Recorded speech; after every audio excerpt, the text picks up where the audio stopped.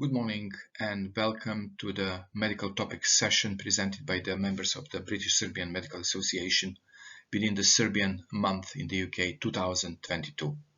I am Dr. Zika Petrovic, the president of the association, and will be your host today.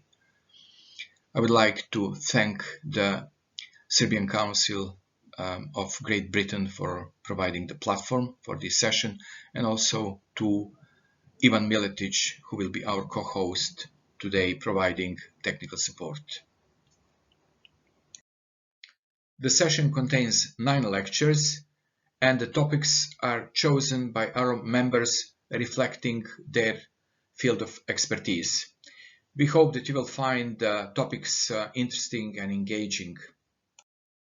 The first lecture will provide update on the COVID-19 pandemic and on vaccines. The second will deal and shed more light on the new syndrome which has emerged following the pandemic, and that is long COVID. The other lectures will be relating to a different medical topics. We will try to keep the length of presentation to around 15 to 20 minutes, aiming to finish in 2.5 hours, which would enable us to have around 30 to 45 minutes for questions. I would like to make a joint disclosure on behalf of all lecturers, stating that there is no conflict of interest in regard of the contents of the lectures. The content of each lecture reflects the personal viewpoint on the respective topic based on the lecturer's own experience and literature search. The content of each lecture does not represent the association viewpoint on the topic, nor the viewpoint of any affiliated organization to which the lecturers belong.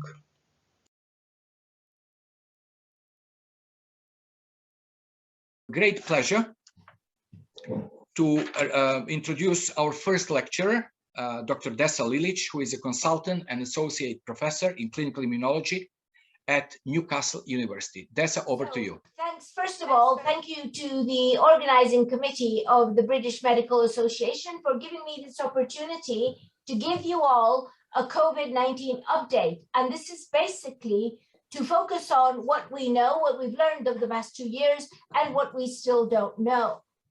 So the aims of this talk is, first of all, to target it to the lay public. So don't expect hard science, but everything I say has been based in reference fact.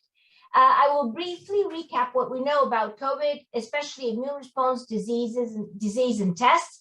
I will talk about infections and mortality stats, that's new.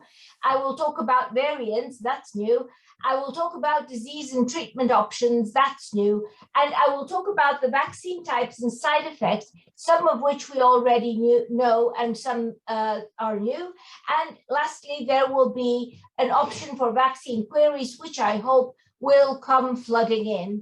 So first of all, a little bit about the virus. As you know, it's a coronavirus called corona because it has a corona, a crown, and the crown is actually made out of protein that it uses to latch onto our cells.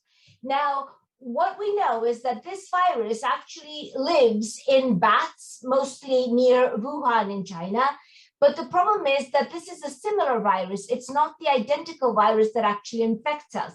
And even what we thought was an intermediary host from where the virus could jump to humans, so the pangolin, actually is not exactly the same virus that infects the human population. So the question here is, where did this virus come from? And as you may know, this has been quite an issue for quite a long time, especially with anti-vaxxers, and there are all these conspiracy theories about it being man-made and so on.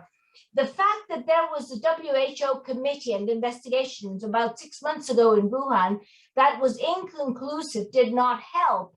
What they did come up with is to say that it's most likely animal host initially, and that it is unlikely to be man-made. Somebody needs to mute. But the fact that it could have been a possible laboratory escape remained because the Chinese government did not give them access to the actual laboratory records. However, 2 days ago, so that was the day before yesterday, There was actually a Nature paper that appeared from the Institut Pasteur in Paris that definitely shows that there is a bat coronavirus that can directly infect human cells. Now, this bat lives in Laos. It's not Chinese, but this is a hugely important finding because it shows that the virus was not engineered.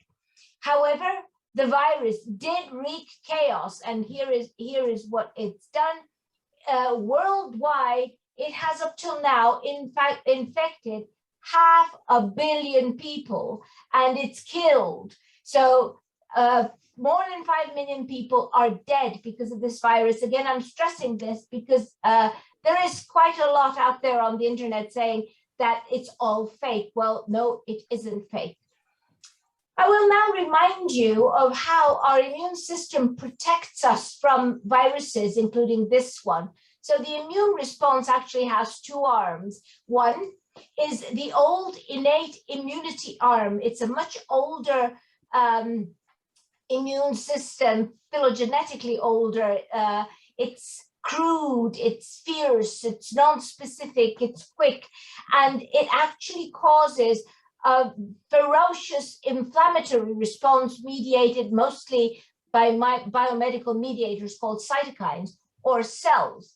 And what it also does, it activates the other part of the immune system called the adaptive immunity, which is a younger, specifically targeted, educated, I call it woke, immune system. It's slower, but it's refined, it's long lasting, and the immunity is mediated by T cells and B cells that produce antibodies. So bicellular and antibody immunity. What is the viral disease like? So this graph shows you what the disease progression goes through. Here you get infected, and then this is where the innate immune response kicks in, as I've just previously explained, activating the adaptive immune system, and it's here, there we go, that's cellular responses and antibody responses. So if all goes well, after about 7 to 10 days, you're okay again. However, it does not always go well, and you can end up having a severe disease and you can die. Why? Because this bit of the problem is mediated by a fiercely dysregulated immunity and inflammation. That is what causes disease. That is what causes long COVID, most likely, and also a very severe problem in children, which I will mention later on. What are the diagnostic tests and tests generally that we use to as in our toolbox? So first of all, it's viral detection tests. And as you may know by now, there are two types. There's the PCR test. It detects nucleic acid in the virus. Very sensitive, very specific, very accurate, very reliable, but also very expensive and complicated to do. Because of that, we actually mostly use and have used over the past year antigen tests or lateral flow tests, where we don't detect the nucleic acid, we detect bits of the virus. Now, this test is user-friendly. It's like a pregnancy test. You can do it at home, but the downside is that the sensitivity and specificity is lower. Particularly troubling is that if you are asymptomatic, so if you have a low viral load, you can actually often get a negative result in this test. It's worth knowing this for whatever future reference. Those are the detection tests. The antibody detection test is a test that detects whether we have produced antibodies to the virus. Now, what it tells you is that you were either infected previously or that you've been vaccinated. What it does not tell you is whether you are immune. So it is not a correlate of immunity. Please remember this. A lot of people, and actually a lot of companies, tend to promote a slightly incorrect explanation for these tests. How does the positivity of a test correlate with your clinical disease?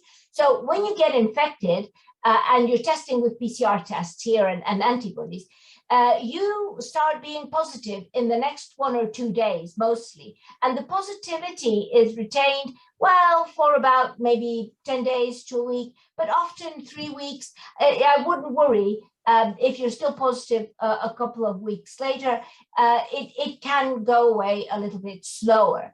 The antibodies, on the other hand, will not appear before at least 10 days to 2 weeks have passed. Now, what does this infection do in terms of mortality? So how serious is it? The overall mortality rate, and I'm talking about infection mortality or fatality, meaning how frequently do you die if you get infected? On average, up to 3%. However, it can be much higher. And what we now know is that major circumstances can affect these results. In this graph here, I just wanted to show you that, for example, in a country that is war-torn, very poor, and does not get around to looking after patients, the mortality rate is even 18%. So this can actually be much higher. It also depends on the variant. I'll talk a little bit about that. And crucially, it depends on how young you are or how old you are. So if you are over 65 years young, you tend to have a higher mortality rate. If you're over 70, even more so. Importantly, if you're younger than that, so if you're in the younger age group, we now know that in 90% of the time, people who have severe disease and die actually have an underlying condition, like, for example, immunosuppression or heart failure or lung failure or diabetes, etc., etc. We know that children are far less likely to get severe disease, but they can. And when you compare it with flu, on average, it's a little bit higher. But when you look at the hospital admissions, just in the last few months and previous year, you can see that hospital admissions due to COVID are 15 times higher than due to flu. What are variants of concern and why do we focus so much on them? So viruses mutate all the time. Mutating is a middle name to a virus because that's how it actually gains survival advantages. But when we focus on them, so when it is a variant of concern, it is only if the mutations, which are genetic changes, actually affect transmissibility, virulence, or they cause a change in clinical disease presentation. So either get more severe or less severe disease. This is really important for us to put in effective public health measures. The variants best known recently are Delta and, of course, Omicron, which, by the way, has a record number of mutations, altogether 56, of which 33 are actually in the spike protein, so where it latches onto our cells. Don't forget that current vaccines still offer the best protection against all variants, and particularly if we have a booster, we will even be quite well protected from Omicron. Specific vaccines are now also being detected. Look at the spread of Omicron just in the past few months. So this is worldwide spread. The blue bits are where Omicron has been detected. What about the COVID illness itself and how that looks worldwide? So it is, as I hope I've already shown you, quite dramatic. But what I also want to focus on is that of the three countries in the world that have had the highest number of deaths, we actually rank worst in Europe. So the UK is worst in Europe. In the world, the US is worse, and Italy is actually worse in the case per 100,000 rather than total. This is total number of deaths. The virus is airborne, aerosols, so it will be passed by close contact, and I think it's respiratory, so through the air, it aerosols. We thought previously that it was also passed significantly via surfaces, but we've now shown that it isn't the case. Incubation is 1 to 5 days. Omicron is a bit quicker, and it mostly gives you mild and moderate disease. But as I said, it can be fatal, and that depends on the risk factors, the underlying conditions, and the dysregulated immune response if you are unlucky. I will say a bit about this. It can also result in long COVID, but we have a medical student, Eve, that follows on after my talk to tell you all about long COVID, and I will not take her thunder. So I will say no more, apart from the fact that it is likely yet another post-viral syndrome, i.e. viruses do that. Like, for example, chronic fatigue syndrome, we think it's immune mediated, but we still don't really know what the cause is. It's actually quite frequent. And importantly, vaccines reduce the risk of infection. So you cannot get long COVID if you don't have infection, but it will not fully protect you of developing long COVID if you are reinfected. There is also a very serious complication in children called multisystem inflammatory syndrome, also thought to be due to cytokine storm. So what is this cytokine storm? It is actually our immune system, especially the innate one, which I told you was crude, fierce, and very strong, potent response that produces cytokines, so biological mediators, caused by tissue damage, which the virus does. But then it sort of self-perpetuates, and the damage after that is caused by the immune response itself. What we now have, and I'll say a little bit in the next slide, is an arsenal of new therapeutics that will combat this bit, not the virus itself, but this bit. So what are the treatments we now have that contain the virus? You will recognize the slide I showed you previously about the disease progression, but here I will focus on what kind of treatments we should give when. And our new arsenal, which is new compared to where we started from 2 years ago, where we really only had oxygen and ventilation. Today, very few people are put on ventilators at all. The first really useful tool was steroids, dexamethasone, and this was a UK trial called Recovery that actually showed this. That changed the outcome significantly. In the meantime, we have a whole list of antivirals which we can give at the very beginning while the virus is still there and still doing the damage. But then afterwards, we actually switch to treatments that neutralize the virus, either that, so that sort of overlaps with these, monoclonal antibodies, or anti-cytokine antibodies that you can give in the severe phase of the disease where you've got the cytokine storm, which you want to dampen. This I have great pride in presenting. This is Dr. Matthias Schmidt. He's a consultant of infectious diseases, a friend and colleague of ours that works at the RVI, and that is Newcastle's Royal Victoria Infirmary. Why do I put this up? You may remember that the first 2 patients that were diagnosed with COVID in January 2020 were actually sent here, so to the RVI, and he was taking care of them at the very beginning. He now gave an interview for BBC just a few days ago, explaining that we now have all these new different fancy treatments that we use, and that really reduces the hospitalization and deaths that we see in patients, really significant. Now, my favorite topic, vaccines. Don't forget that vaccines are one of the greatest medical achievements.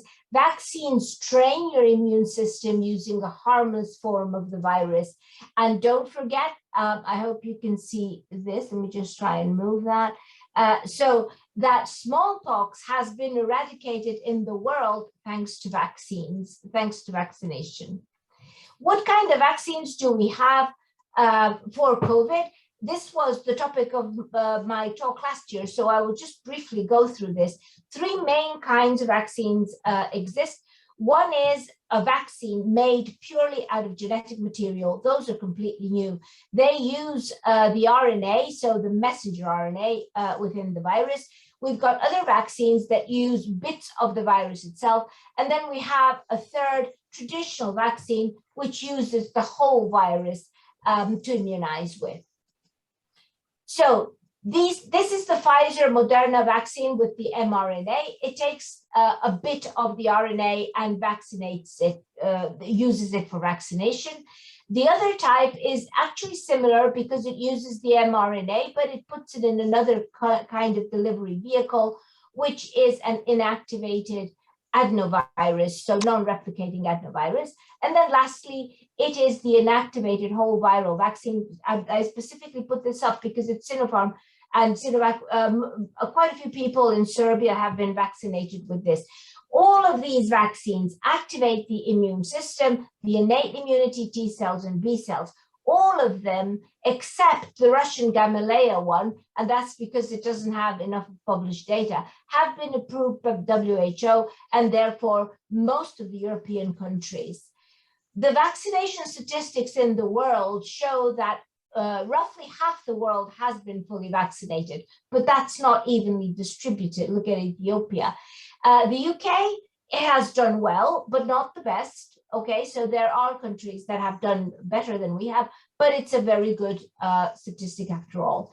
What are the vaccine policies in the UK? So all adults over 18 are eligible for 3 doses. The 4th dose now, the second booster, is still being discussed. So the jury's out. Children have recently been, so vaccination for children has been approved. That is still quite debatable, and there's a table here showing you all the arguments for and against. I don't have time to go through all of this, but what we now know, all in all, is that immunity after vaccination does go on for at least 6 months, but we don't know whether it goes on for longer. However, other research that looked at Spanish flu showed that cells, immune cells, not antibody cells, can be present for over 90 years. So that's reassuring. We can still get reinfected with SARS-CoV-2 in spite of vaccination, but it's far milder and less frequent. And we know that booster jabs help protect against Omicron and Delta variants. Importantly, COVID vaccination reduces mortality 10 times. Now that is significant. What are the risks and side effects? I've mentioned some of the good sides. I want to stress that all the vaccines have gone through strict clinical trials, and those that didn't reach the safety standards have been discarded. Nobody mentions that, but it's not that all vaccines have got the go-ahead. Also, if people are worried about these new vaccines, they can always choose a traditional vaccine, such as the Sinopharm one that I've mentioned. The side effects, apart from the usual, minor pain, swelling, whatever, there are 2 serious side effects. One with the AstraZeneca vaccine and with the Pfizer is another. The AstraZeneca is unusual blood clots that can happen, especially in middle-aged or younger women. And that can have severe consequences that can be fatal. Luckily, it's very, very rare. And actually, clots that are the result of COVID infection are far more frequent. If you look at this graph and just focus on the red lines, this is the length of the line indicates the frequency of clots in infection. Everything else is the frequency of clots with vaccines. So you can see how much more frequent, how much more serious clotting problems are with the infection itself. As regards the Pfizer vaccine, there are side effects, again, very rarely. It's myocarditis in adolescent males. Luckily, there's a full recovery, and there are rare cases of allergies. The vaccine queries that I've been asked most of the time, I've actually touched on more or less, apart from this bit, which is in pregnancy. Vaccines are really useful in pregnancy. They protect both the mother and the newborn child, who actually also ends up having antibodies when it's born. So there are pros and cons. So there are many questions about this, which I will invite for the audience to get back to me with. But I won't dwell any longer on that because I want to show you this. This is how unrepresentative comparisons can skew messages that the wider public is given. This is often used by anti-vaxxers. These examples are taken from The Guardian. So if anti-vaxxers often say vaccines don't really make a huge difference in terms of death rates. And they give you this example. So this is deaths and severe outcomes in patients in the intensive care unit. And when you look at the size of these circles, they look more or less the same. However, it is an unrepresentative sample. If you actually look at the same question, but look at all of the people that you are vaccinating or not vaccinated, then you can see that the vaccinated population has significantly lower death outcomes than the unvaccinated population. This is really worth understanding. This is how stats can be skewed. This is my last slide. And I just want to say to the audience that my personal view is that mandatory vaccination should not be imposed. I think it often has the opposite result. But vaccination is more than just a personal choice because it affects others. It is a public health issue, especially if you live in crowded cities. And I will therefore put forward a slightly controversial example, well, actually provocative example that I came up with that can be taken as a parallel. So if you live in a city, you must not poo on the street, right? Well, this is a public health measure, which we all accept, and we don't think it impinges on our personal freedom. However, I accept that you can choose not to be vaccinated, and your personal choice will and should have consequences. I believe we all have heard about the issues with Novak Djokovic and what kind of consequences he is now suffering. It is important for vaccination to educate people and get the facts across, because that's what's really crucial for informed choice. But when you're getting facts, it needs to be from professional, reputable sources, not just any social media. So consult professionals. And another parallel is, for example, if your boiler breaks down, you call the plumber. You don't call an influencer or socialite. Similarly, if you want vaccine information, look at what doctors, scientists, reputable sources are saying rather than the socialites. And that will be my last slide. Thank you, and questions either now or at the end of the lectures. Thanks very much. Deso, thank you very much for another fascinating lecture. I think there are no questions unanswered. Thank you very much. Now I have a great pleasure to introduce our youngest member, Dr. Eve Brearley, who is she's a third-year student at Brighton and Sussex Medical School. She understands Serbian very well. Her mother is Serbian, and it's a great pleasure to introduce her. She will tell us more about long COVID. Here, Ivia. Thank you very much. So I'll be giving you a very brief overview of long COVID today. So this is what I'm hoping to cover today. So we'll go over the definition of long COVID. We'll talk about the most common symptoms before looking at the prevalence.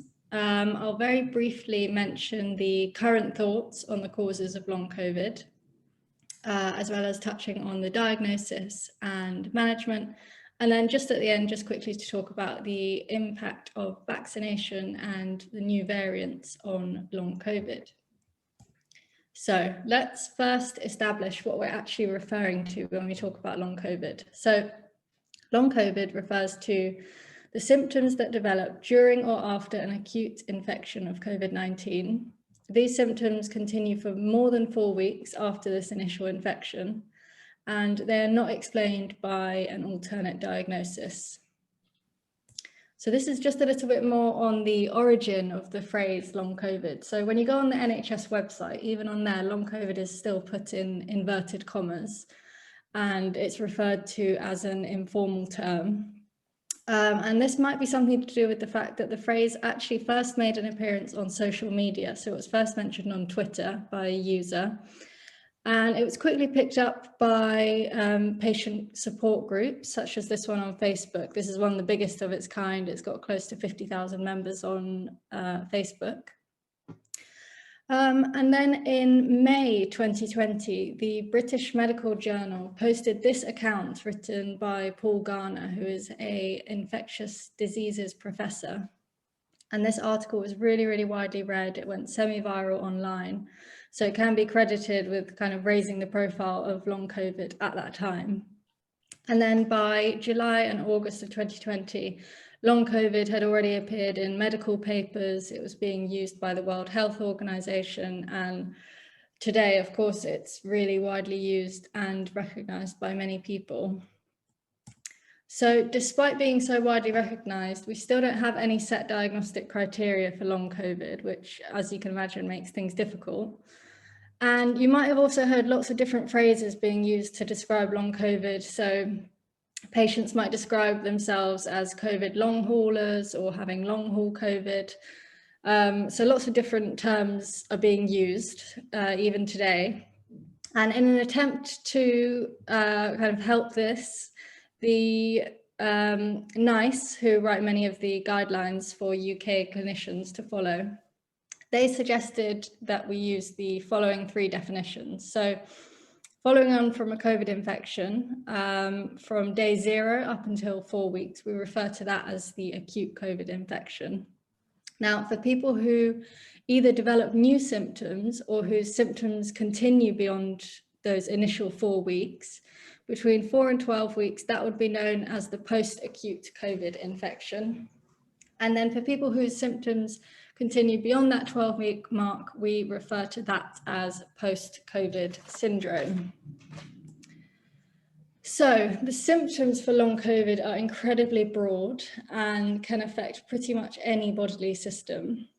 However, these are the most commonly reported symptoms, and I should just mention that these figures have come from the Office for National Statistics, and these come from people who have self-reported themselves as having long COVID, so they've self-identified themselves.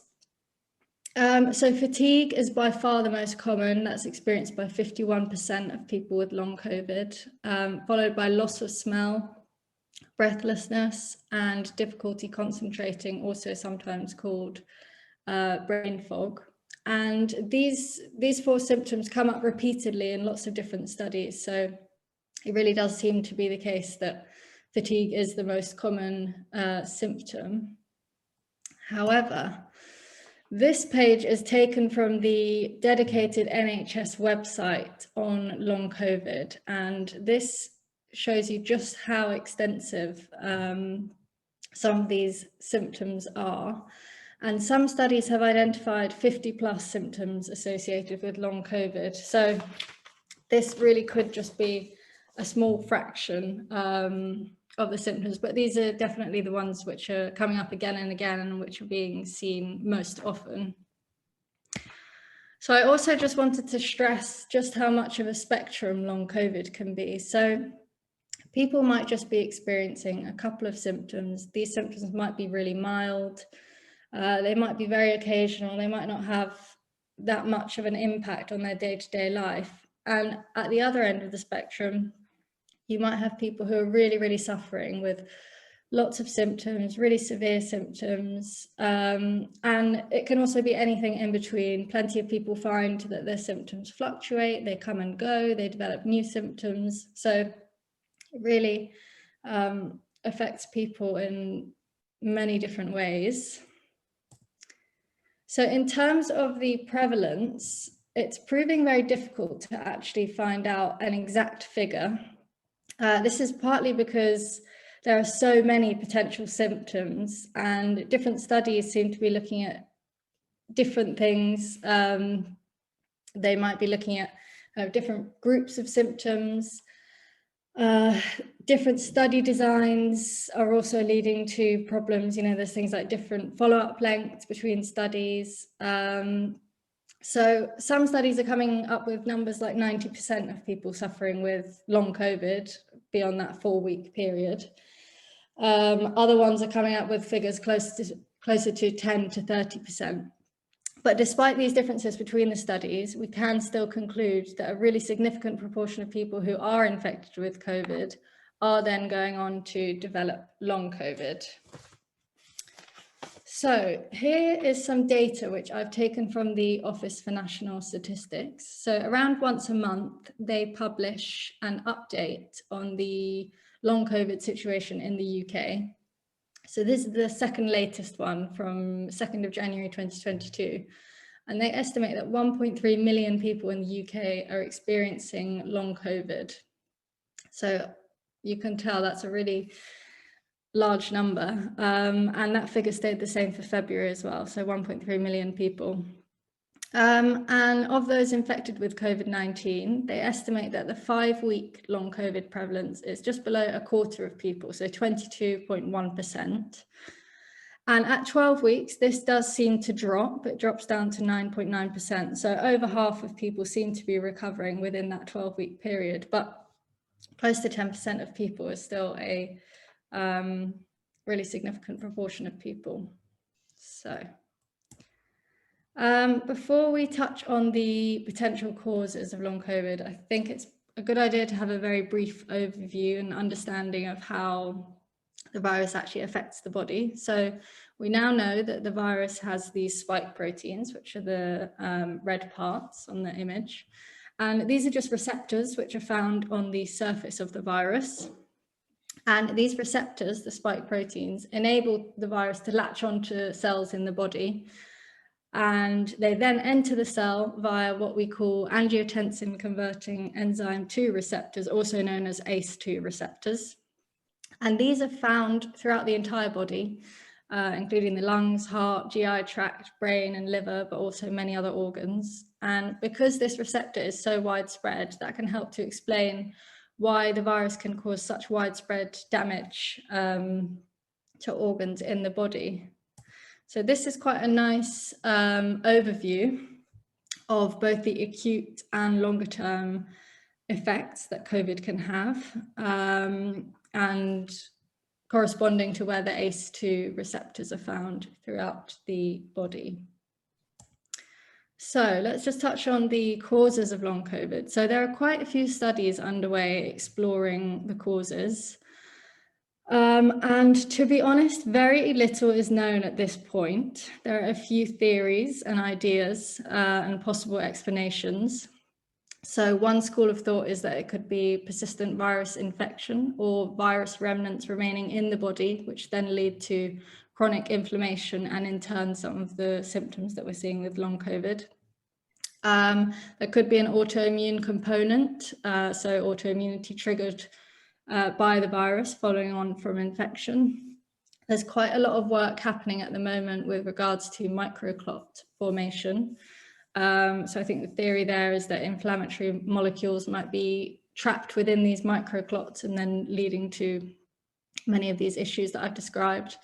And then it's also worth just bearing in mind things like exacerbation of pre-existing conditions, things like post-intensive care syndrome or other just more general deconditioning following on from acute illness, the psychological element, and any other organ damage following on from the acute phase. So in terms of the diagnosis, because there's still no set diagnostic criteria, diagnosis can be really difficult. This is also because many of the common symptoms that we're seeing are really non-specific and could be caused by a variety of things. So if you take, for example, chest pain, there are 100 reasons why someone might be suffering with chest pain. So for this reason, it's really important to exclude other causes for symptoms, especially any of the kind of red flag symptoms. And you should do that through a thorough history, examination, and investigations. And these investigations will, of course, depend on which symptoms a patient is presenting with. And having a previous positive COVID-19 test result can be useful for diagnosis, but of course it's not essential because there's a significant proportion of people who caught COVID early on in the pandemic and didn't have access to testing, or just people who haven't managed to have a positive test, so not essential for diagnosis. So in terms of the management, this is a 70-page NICE guideline, which was first published in December 2020. And it covers the identification, assessment, and management of the long-term effects of COVID-19. But despite being 70 pages long, it's a little bit vague and it's still quite generic. So let's have a look at what they suggest for management. So they advise this kind of 3-point approach. So self-management and supported self-management. They also suggest multidisciplinary rehabilitation, for example, long COVID clinics, which I'll get to in just a second. And then also worth bearing in mind whether people need any additional support as required. So this could be short-term care packages for older or more vulnerable people. So here are just a couple of examples of self-management or coping strategies that people with long COVID might use in order to help with their symptoms. So people suffering with fatigue might employ a technique called pacing.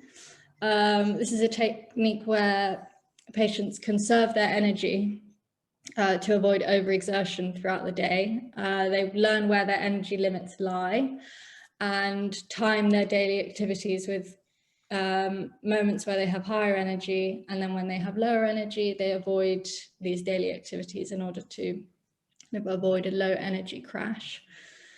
And also things like breathing exercises to assist with breathlessness. And lots of people are finding that these self-management techniques can be quite helpful at helping to manage some of the symptoms of long COVID.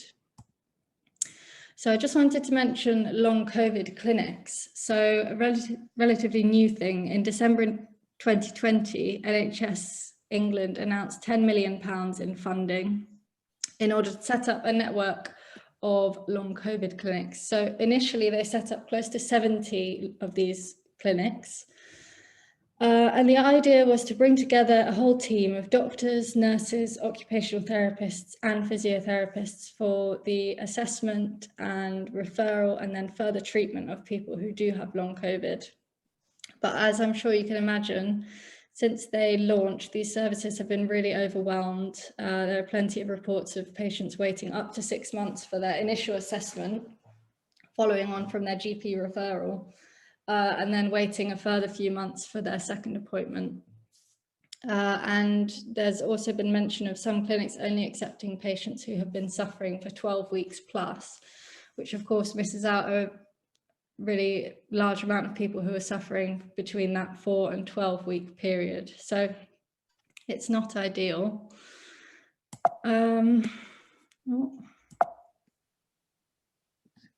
Okay, so just a bit more on the patient experience. So you can do a very rough calculation using that 1.3 million people estimated to be living with long COVID. If you divide that by 69 clinics, it's something like 18,000 patients per clinic.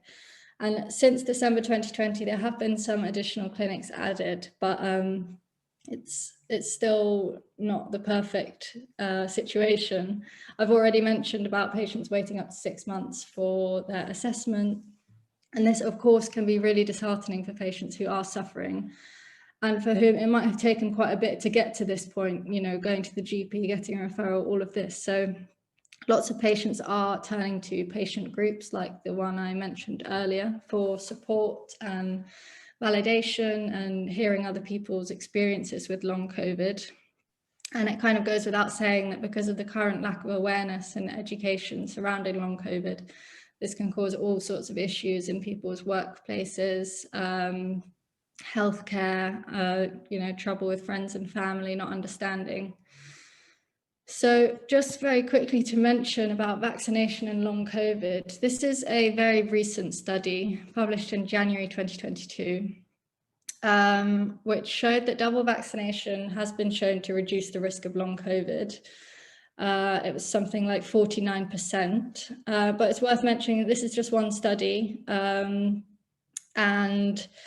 we try not to draw too many conclusions until we've got a bit more evidence of this.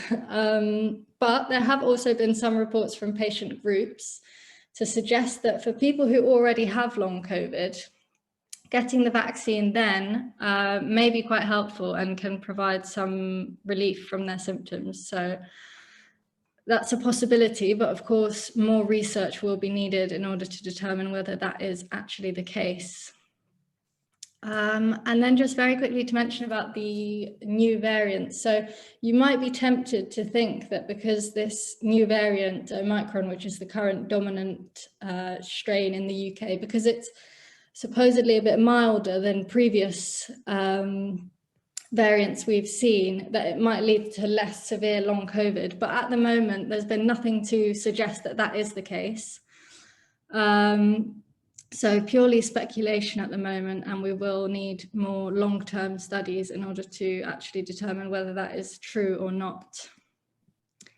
So that brings me to the end of my presentation. Here's just a very brief summary of what we have covered today. So thank you very much. Thank you very much, Eve. Very well researched topic. And here is my topic, chronic low back pain. So I have been a consultant anesthetist and specialist in chronic pain medicine for some 15 years. And I will just share my experience with you. Okay, so the objectives of my talk today will be just shortly on epidemiology of low back pain, very a little on basic anatomy, clinical presentation, diagnosis, some investigation, and the something that you will be interested the most is evidence-based evaluation of management. So epidemiology of low back pain. In my pain clinic, probably 80 to 90% of all patients have presented with musculoskeletal pain. Mainly of those, it would be with back and neck pain, but prevalently back pain. So 60 to 90% of all of us will get low back pain at some point in our lives. Around 1/3 of these cases, 30% of us will, the pain will remain as a chronic, and in 5 to 10% of cases, it will be disabling or really crippling. You can see here that the peak incidence of onset of low back pain is between 40 and 60 years of age, and it is the second highest reason for physician visits. There is some evidence that it is more common in low social classes and heavy manual jobs, which makes common sense. And there is a research which show that there is increased prevalence with heavy smoking. Financial impact is huge. Look at the numbers. And these are old numbers, probably it's even more now. This is like 10 years old that I picked up. Up to 50 million working days lost each year. Look at the bottom. Cost of benefits is around 1.5 billion per year, and cost to economy in all joint expenses and losses is probably around 5 billion per year, if not more nowadays. So let's go to basic anatomy. There are, as you can imagine, a lot of bony parts there, vertebrae, facet joints. There is sacroiliac joint, which is connection with the pelvis, disc, intervertebral disc, and there are nerves, ligaments, and muscles. So here we are. You can see the green bit on the screen. This is the lumbar spine, the back spine. And by evolution, it has been the thickest one in the spinal column because it carries the most of load. And that's where we do our bending, lifting, and all other major activities. To the right, you see the bony part, vertebra there, which is,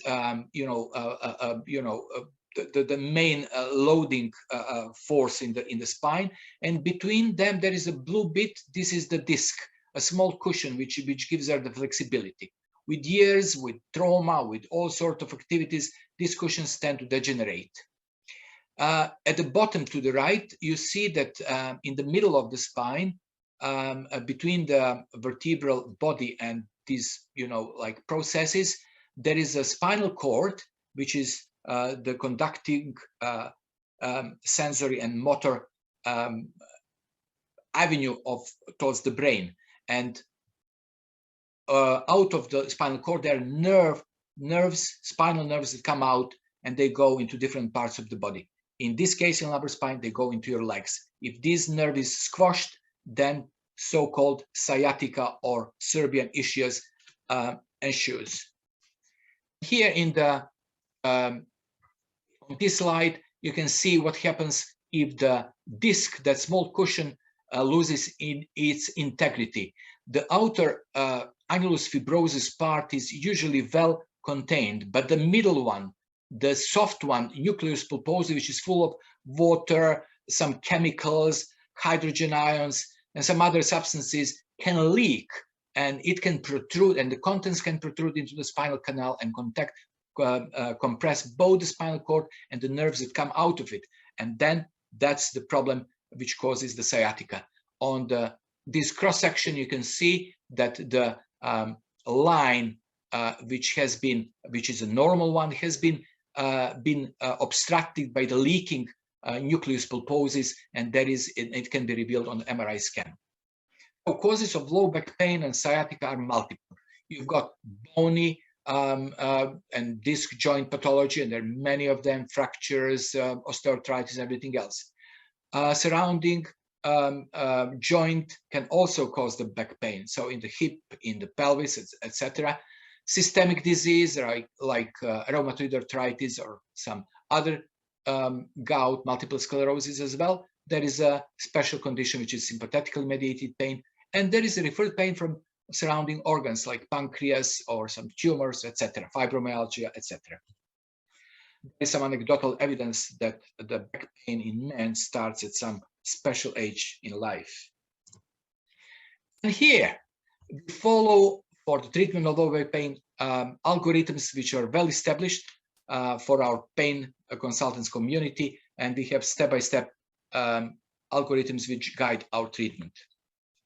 There are just some risk factors for back and neck pain, and look for the low back pain. There are probable factors, which is genetical ones, smoking, obesity, age, then possible all sort of mechanical actions like lifting, gender, but also job satisfaction. Look at that as one of the reasons. Non-related physical activity to some degree, and some spinal deformities like scoliosis and kyphosis. Usually, low back pain presents as a simple one, 95% of cases. That one that involves the spinal nerve or sciatica is 4 to 5%, and serious spinal pathology like tumors is 1%. Simple musculoskeletal pain usually occurs in the group, age group of 20 to 55 years of age. It's mainly mechanical in nature, varies with physical activity, affects back, buttocks, and thighs. It's described as a dull ache, but otherwise patients is quite well. If there is a neurological component, nerve root component, or radicular component as we call it, it is rather with radiation down the leg in the distribution of the nerve as it goes down from the spinal cord. Usually it's unilateral, and it's much stronger than the back pain. It is described as a sharp electric shock-like pain, and there are some sensory abnormalities like paresthesia, pins and needles, numbness, feeling of heat or cold, etc. If there is if this pain lasts for long, and if the motility is affected, there may be a weakness in the muscles of the leg.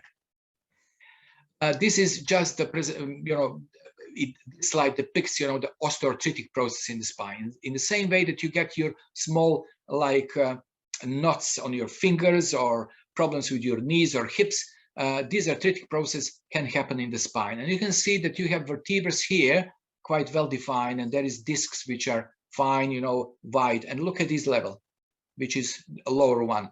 The disc has gone completely, and there is a narrowing. And this is a typical osteoarthritis of the joint, of the spinal joint. And this is the evolution of the aging disc. So we start with something like this, and as we age, there is a loss of hydration and loss of water inside, a loss of other collagen and other substances, and due to some injuries or our nature of our work, there is a aging and degeneration of the disc. So probably at my age of 63, I'm somewhere here, and I hope that it won't progress much further to this stage, but I'm afraid that will probably be the future of all of us. And here we are. This is just another slide which shows compression of the extruding nucleus pulposus into the spinal canal, which compresses the nerves. On the MRI scan, you can see that the line of the spinal cord has been deranged, and there is a bulging of the protruding disc into the spinal canal. We are always looking at the red flags and serious spinal pathology when we take history from the patient.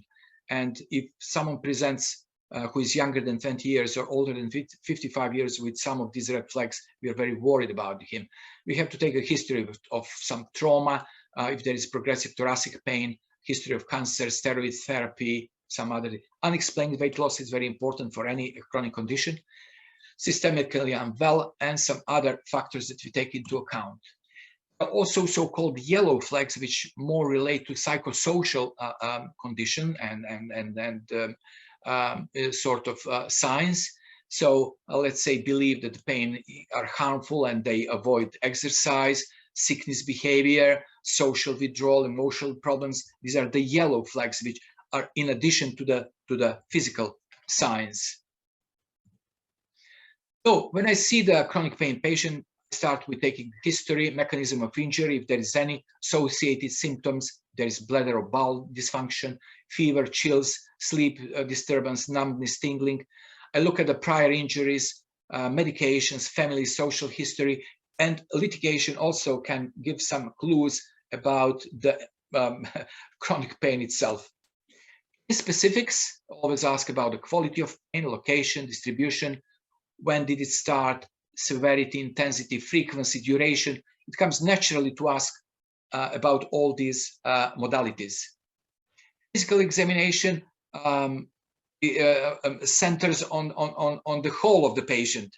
We look at other organs and symptoms, but we looked what is specific for us is posture, gait, and look at the musculoskeletal symptoms and signs, as you can see on this slide. We obviously have to exclude some obvious cause of back pain. In physical examination, as I say, we take a holistic approach. We look at the abdomen, back, we do neurological examination, and some other if needed. Investigations are blood test, laboratory, and radiologic. We have X-ray, CT, scan, MRI, and some others. With blood tests, we are looking for signs of infection, so white blood count and sedimentation rate, tumor markers to exclude any significant pathology, and there are some other tests, which indicate some rheumatological diseases. So when shall we image? Low yield is achieved with imaging if there are no red flags. So with acute pain, which lasts up to 4 weeks, and if the symptomatic treatment is beneficial, we do not routinely take any images. We took images only if the pain continues. Into the subacute pain, which lasts for more than 4 weeks. In that case, and if the symptomatic treatment has failed, then we take a plain X-ray and possibly MRI if there is a component of a radicular, of a sciatica. In chronic pain, which lasts more than 6 months, we usually don't do anything else unless there is a change in symptoms, because there is no yield with further imaging.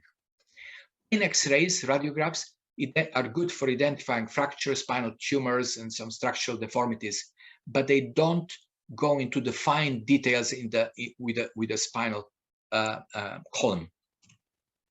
CT scan is the best one to reveal some bony changes of spinal stenosis, for example, fractures, tumors, degenerative changes. But it has poor definition of soft tissues, for which the best one is the MRI. Probably you'll ask your doctor at some point, when can I have my MRI? It is indeed a superb for soft tissue resolution, and it can reveal subtle changes in spinal canal, for example, for a disc prolapse, and if a particular nerve has been impinged or compressed. There are some others, one like bone scan, which is good for detecting infection and tumors and cancers. So the most important bit, I believe, for you. So evidence-based management according to the latest guidelines from last year, 2021. So we've got medications, we've got physical therapy, surgery, injection techniques, neuromodulation, complementary therapies, and psychological therapies. I'll go through the basics of each of these and tell you what is recommended. This is the guidelines, NICE guidelines from 2021. Pharmacology, medications. So simple paracetamol is not recommended to be given alone, only in combination with codeine, so weak opioid, anything from 8 milligrams, which you can get over the counter, up to stronger doses, let's say 30 or 60 milligrams, is something that is recommended for a pain which becomes subacute. So that means 1 gram of paracetamol and up to 60 milligrams of codeine 4 times a day. Non-steroidals anti-inflammatories medications like ibuprofen, Voltarol are recommended, and they're moderately effective. There is a strong evidence for that, but long-term use should be reviewed as they tend to impair the kidney function. And look now at the last one, opioids, oxycodone, morphine type of medication. There was evidence they were very effective, which they are, strong evidence, and there was opinion that they have a low likelihood of abuse 10 years ago.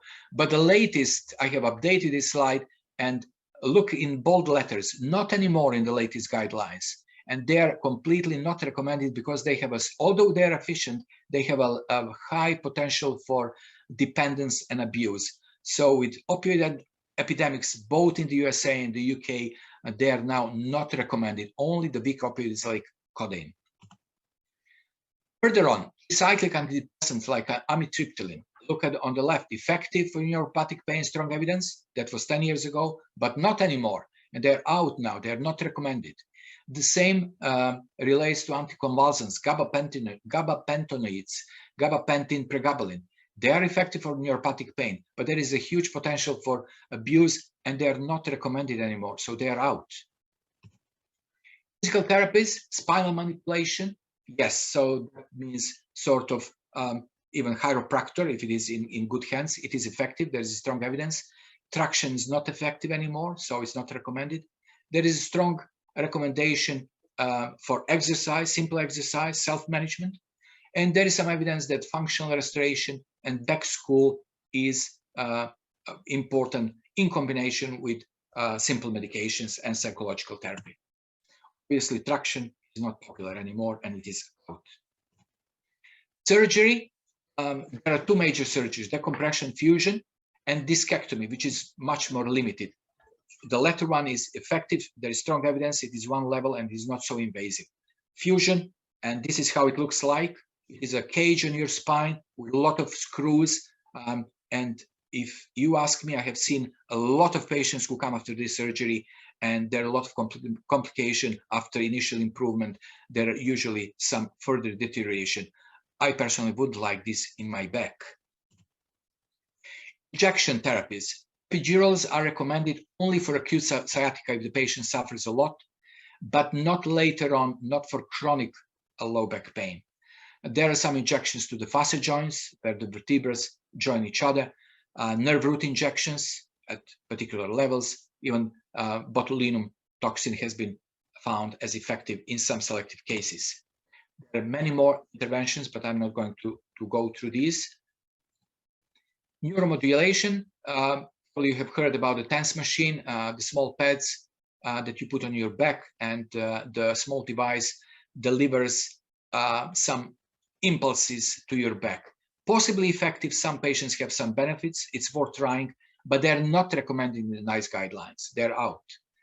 There is a very expensive technique, spinal cord stimulation, when where the pads are surgically attached to the spinal cord at the back level, and they stimulate and relieve the pain in the back. The whole procedure and the device costs anything between 12,000 and 20,000 pounds. It is done offered in just 5 UK centers. It is recommended again for selected cases. Complementary therapies, acupuncture, popular, but it is found not to be effective. And there are poor quality studies because you can't do a proper sham studies too. So it is out from the NICE guidelines. Massage, which is, you know, a simple and what you say, tissue manipulation, how they phrase it, is strongly recommended because it does work in addition to other measures. Relaxation, no evidence. Chiropractic, possibly effective, but the benefit is only short-term, and there is a moderate evidence for that. And this is how someone does the acupuncture. Finally, psychological therapies. Cognitive behavioral therapy is found to be effective. There is strong evidence for that, especially together with exercise and with these medications that I have mentioned at the beginning. If anything, I would strongly recommend that everyone who has back pain or even without back pain resort to some simple core muscles exercises at any time, something like what you can see on this slide. This will keep our spine healthy, and together with close scrutiny to our body weight will keep us going for a long time. I hope you found some useful ideas about chronic leg pain in my presentation. Thank you very much. So we will move now to another lecture that will be presented by Dr. Nemanja Stojanovic, who is a consultant endocrinologist with a special interest in diabetes. So it will be medications for type 2 diabetes and their impact on weight. Nemanja, over to you. Thank you very much, Rico. One thing is I'm actually a consultant endocrinologist. I treat type 2 diabetes, but it's not my special interest. During the pandemic, we have actually seen that quite a few people have gained weight. A part of this is lack of normal commute. Part of this is perhaps some changes in diet and comfort eating. So this lecture is going to discuss medications that are used in treatment of type 2 diabetes. Some of these medications are weight neutral. Some of these medications actually are associated with weight gain. And finally, there are medications that are associated with weight loss, as a proportional audience will be either dealing with patients with type 2 diabetes or may have type 2 diabetes or know someone with it. I thought that this was of some use. So let's go through type 2 diabetes and weight. Type 2 diabetes is, as we know, usually associated with excessive weight and high body mass index. And body mass index of 25 is still considered normal. However, body mass index of 25 is associated with a twofold increase of risk of diabetes in men. And this is on autopilot by the look of it. It is also associated with twofold risk of increase of diabetes in men and eightfold in women. BMI of 35 actually increases the risk of men 42 times, and in women just under 100 times. So this is something that is a very important issue for the public health and for patients with type 2 diabetes. Type 1 diabetes is a different story altogether. It is the condition where body lacks insulin, and if there is a lack of insulin, there is no way to deposit energy that comes from glucose into the system, so people lose weight at presentation. Once insulin is given, the weight is restored. So we will no longer dwell on type 1 diabetes in this lecture. Let us go through weight neutral medications that are used for treatment of type 2 diabetes. There are two classes of drugs. One of these are DPP-4 inhibitors, and those of you who are working in primary care have used them. These are sitagliptin, saxagliptin, linagliptin, and so on. So if you start a person on these medications, they're not going to gain any weight. The second class of drugs are used actually far more rarely these days. They're alpha-glucosidase inhibitors. What these drugs do is they interfere with sugar absorption in the gut.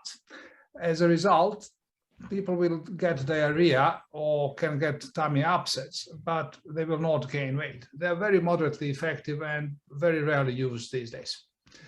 So let us go through the medications that are associated with weight gain. And these are usually medications that are associated with insulin secretion. So for example, sulfonylureas will make pancreas secrete insulin. As a result, people will deposit glucose into the liver and then fat tissue and so on. So patients will actually gain weight with sulfonylureas. The same applies for glynides. These are short-acting medications. They actually act on the same receptor as a sulfonylurea. And as a result, there is some weight gain with them as well. Third class of drugs, there is only one drug remaining. It's pioglitazone. We will mention it. It is no longer used as it used to be used before. And finally, there are insulins. So let us go through these one by one. UKPDS, before we start talking about medications, was one of the landmark trials in type 2 diabetes. What UKPDS has done is it has looked into the prospects of treating diabetes and people with type 2 diabetes, and it has answered some questions. For example, what happens if you treat sugar? What happens if you treat blood pressure? So what they came up with is that there is no doubt that tighter sugar control improves sugar outcomes in people with type 2 diabetes. People who are given sulfonylureas, people who are given insulin, will have a smaller chance of developing nerve damage or kidney damage. And there is also a trend towards a decreased mortality from heart attacks. Now, people who actually develop nerve damage, they're at risk of developing complications with, for example, amputations. Those who develop damage to the eyes, they're at risk of blindness or impairment of vision. And finally, those who develop damage to the kidneys, they actually tend not to fare at all well, in a sense that there is a far increased mortality, there is increased chance of dialysis and so on. So this was a very important study, and this is a study that has answered some of the questions that were asked about type 2 diabetes for about 20 years. Some of the classes medications used in UKPDS, namely sulfonylureas and insulin, have been associated with lowering blood sugar and weight gain. Also bear in mind that at the time when UKPDS was done, other than insulin, only sulfonylureas and metformin were available on the market. These were the only 3 drugs that were used for treatment of type 2 diabetes for the best part of 50 years. So let us go through sulfonylureas and weight. So these are the drugs in that class listed. There are quite a few of them: gliclazide, glimepiride, amaryl, gliburide or glibenclamide, glipizide, and so on. Quite a few of these medications are still used. They are probably not as popular as they were before. HbA1c is a marker of sugar control. So it tells you about the sugar that has been bound to insulin, and 7.5% is basically the treatment aim. So in UKPDS, clopropamide and glibenclamide, which are both medications that are no longer really used, were compared to diet and insulin and metformin. So starting HbA1c was 9.1%. This particular slide and this lecture do not deal with the addition of metformin in UKPDS. So the starting HbA1c was 9.1%.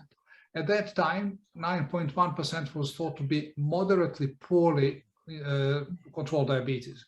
These days, it is considered to be a poorly controlled diabetes. And let us see what has happened. So controls were patients who were just given diet and exercise. And yes, they have actually gained some weight, about 2 kilos in weight. Part of this was the fact that the study was done over the 10-year period. And people who actually have been in this group have achieved HbA1c of 8%. Now, clopropamide, glibenclamide, and insulin, all of these patients achieved HbA1c of about 7%, but the trade-off was a weight gain of 4 kilograms in clopropamide and glibenclamide group and about 5 kilos in insulin group. So there is no doubt that the chance of developing kidney failure, neuropathy, eye problems in these groups is smaller, but there will be some weight gain. Pioglitazone is the medication that actually came out more or less as UKPDS was closing down its recruitment and starting to publishing results. It is the only remaining class in a drug in the class of TZDs, because the others were actually taken out for various reasons, such as increased cardiovascular mortality. And if you look at the studies where pioglitazone was used, you would expect to get patients to get 2 to 4 kilograms in weight. Low dose was actually giving lesser weight gain, and higher dose was giving higher weight gain. So it is an effective treatment for type 2 diabetes. It reduces HbA1c by just about 1%. And it has been shown to have some cardiovascular benefits in trials. It is among rare anti-diabetic medications that has shown to reduce the volume of coronary atheromas. So people who are actually being given pioglitazone there is some indirect and perhaps some extrapolated evidence that it was beneficial in certain types of cardiovascular patients. On the other hand, it lowers blood pressure, it improves lipid fraction, so this is once again a possible bonus. However, it has been linked to bone fractures, although not hip fractures. It has been linked to heart failure, as 4% of people would develop heart failure when they're given pioglitazone. And finally, there was a weak and by now disputed link with bladder carcinoma. Nonetheless, in France, it is still not regarded as a treatment that you would really like to offer to the patients. Now, metformin, which we have mentioned, is a drug that has been used for probably now 60 years.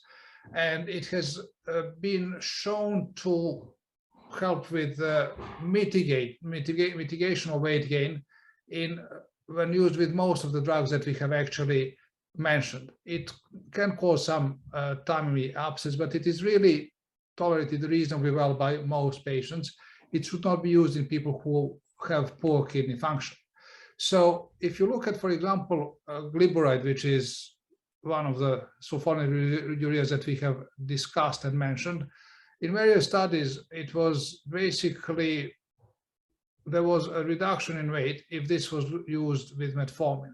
On the other hand, if you look at, for example, metformin as in a control group, one would see that there was far more weight loss with metformin than with glyburide or glyburide plus metformin.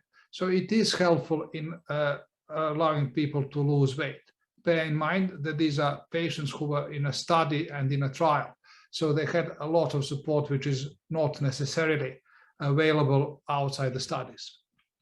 And basically, you will see that it also reduces weight gain with TZDs, glinides, sulfonylureas. It will mitigate the weight gain by about 2 kilos. Now, let us talk about insulins. There are various types of insulin regimes. There are basal insulins, which means that it is given usually once per night as a long-acting insulin to try to bring the sugar down in the morning. Biphasic are those that are given before breakfast and before evening meal. They have a short and long-acting component. And prandial are short-acting insulins that are basically given only with meals. It is rare for patients with type 2 diabetes to be given just prandial insulins. The reason for this, as we will see, is that they are associated with weight gain. And if you need to give someone prandial insulin, that means that you're probably better off addressing their diet. So let us go through what happens with weight gains. This is taken from a 4D study, 4T study, sorry. And you can see that basal insulin, so if you give a single shot of insulin or 2 shots of insulin per day, will promote less weight gain than giving biphasic or prandial insulins. Once again, giving only prandial insulins means that the person probably has major problems with diet that ought to be addressed. So in summary, sulfonylureas, TZDs, and glinides will all actually be associated with some weight gain, and diet and exercise are part of the treatment for type 2 diabetes, and these, as well as metformin, are going to mitigate some weight gain. And although these medications may be associated with weight gain, there is a great health benefit in taking them because they will reduce chances of damage to the eyes, nerves, and kidneys. And as we have seen, these are long-reaching and they will affect both longevity and quality of life. So let us go through medications associated with weight loss. These came out within the last, say, 15, 20 years. These are either appetite suppressants and also reduce resistance to insulin. In type 2 diabetes, the principal issue of the illness, of the disease, is actually that body cannot use insulin that is about. So once you try to break the cycle of insulin resistance, and principal organs that are addressed, for example, by TZDs, were actually muscle, liver, and fat tissue, then insulin that is produced by the body is used far more effectively. And one class of drugs that we will mention causes loss of sugar in urine, and therefore reduces amount of calories available to the body. So let us go through this. Metformin we will mention again, and we have discussed it already. GLP-1 analogs are usually injectables. There is now one that is given by mouth, and these are also medications that are now being licensed for promoting weight loss, SGLT2 inhibitors, and one of the insulins has very modest impact on weight loss. These medications, in order to achieve the desired effect, must be taken with appropriate diet and exercise if possible, otherwise there is no way they will work and help with weight loss. So let us begin with metformin. In various studies, one would actually expect about 3 kilos of weight loss in patients who are treatment naive. So if you have someone who is 70 kilos in weight and they've never had any treatment, if you give them metformin, they're going to drop weight by about, say, 3 kilos. They will be 67 kilos at the end of the year. It does not help with weight loss after the first year. And as we said, it mitigates the weight gain that has been associated with some other medications. So metformin is very widely available. It is cheap. It is taken by mouth. It is also used in pregnancy in some countries, including the UK. So a woman of childbearing age can be given metformin and can conceive on it. And some people cannot tolerate it because of the side effects that are usually related to the gut. It has also been linked to low vitamin B12, and it must not be used in people with advanced kidney or liver disease. SGLT2 inhibitors are an interesting class of drugs. What these medications do is they allow you to get rid of sugar in urine. And here are some of the more frequently used, which are dapagliflozin, canagliflozin, and so on. So there will be quite a few more medications to come, and the price for these medications is coming down. So the mechanism of action is that it stops glucose being reabsorbed from urine in the kidney. And this leads to approximately 70 grams loss of glucose daily. 1 gram of glucose is 4 calories, and 1 kilogram of fat tissue is 9,000 calories. So you would expect to lose, well, say just about 1 kilo in 40 days. This doesn't really work like that. Most of the weight loss will actually occur within 6 to 12 months. Although the drug companies are promoting them as medications that would allow continuous weight loss, this is not how it works. It will once again be within 6 to 12 months, and after that a person tends to compensate, well, with diet for the calories lost. And you can really expect, say, 1.5 to 2.5 kilos weight loss. Problems with the side effects are that they can cause thrush, genital thrush, and they have increased number of UTIs and can cause dehydration. In rare cases, they can cause a life-threatening condition, which is called euglycemic diabetic ketoacidosis. So if a person starts vomiting on these medications, they should go to be seen in A&E department straight away. Another class of drugs, as we said, are GLP-1 analogs. They are all injectables except for one. The most potent of these drugs is semaglutide, which is basically a new drug. It was marketed, they started marketing it just before COVID came. And you can expect a weight loss of about 6 kilograms with semaglutide, with most others 2 to 3 kilograms. Not everyone actually loses weight with these medications. They are relatively expensive. They are all injectable except for semaglutide that has 2 formulations. And a proportion of patients does not tolerate them because of the side effects. They have been linked to inflammation of the pancreas gland or pancreatitis. And in rats, but not in humans, they have been linked to the medullary carcinoma of the thyroid. They're effective if tolerated, and as we said, not all patients will lose weight. So after 3 to 6 months, if there is no gain for the patient, no improvement in HbA1c or weight loss, they can be stopped. there is only one of the insulins that has been associated with a very modest weight loss.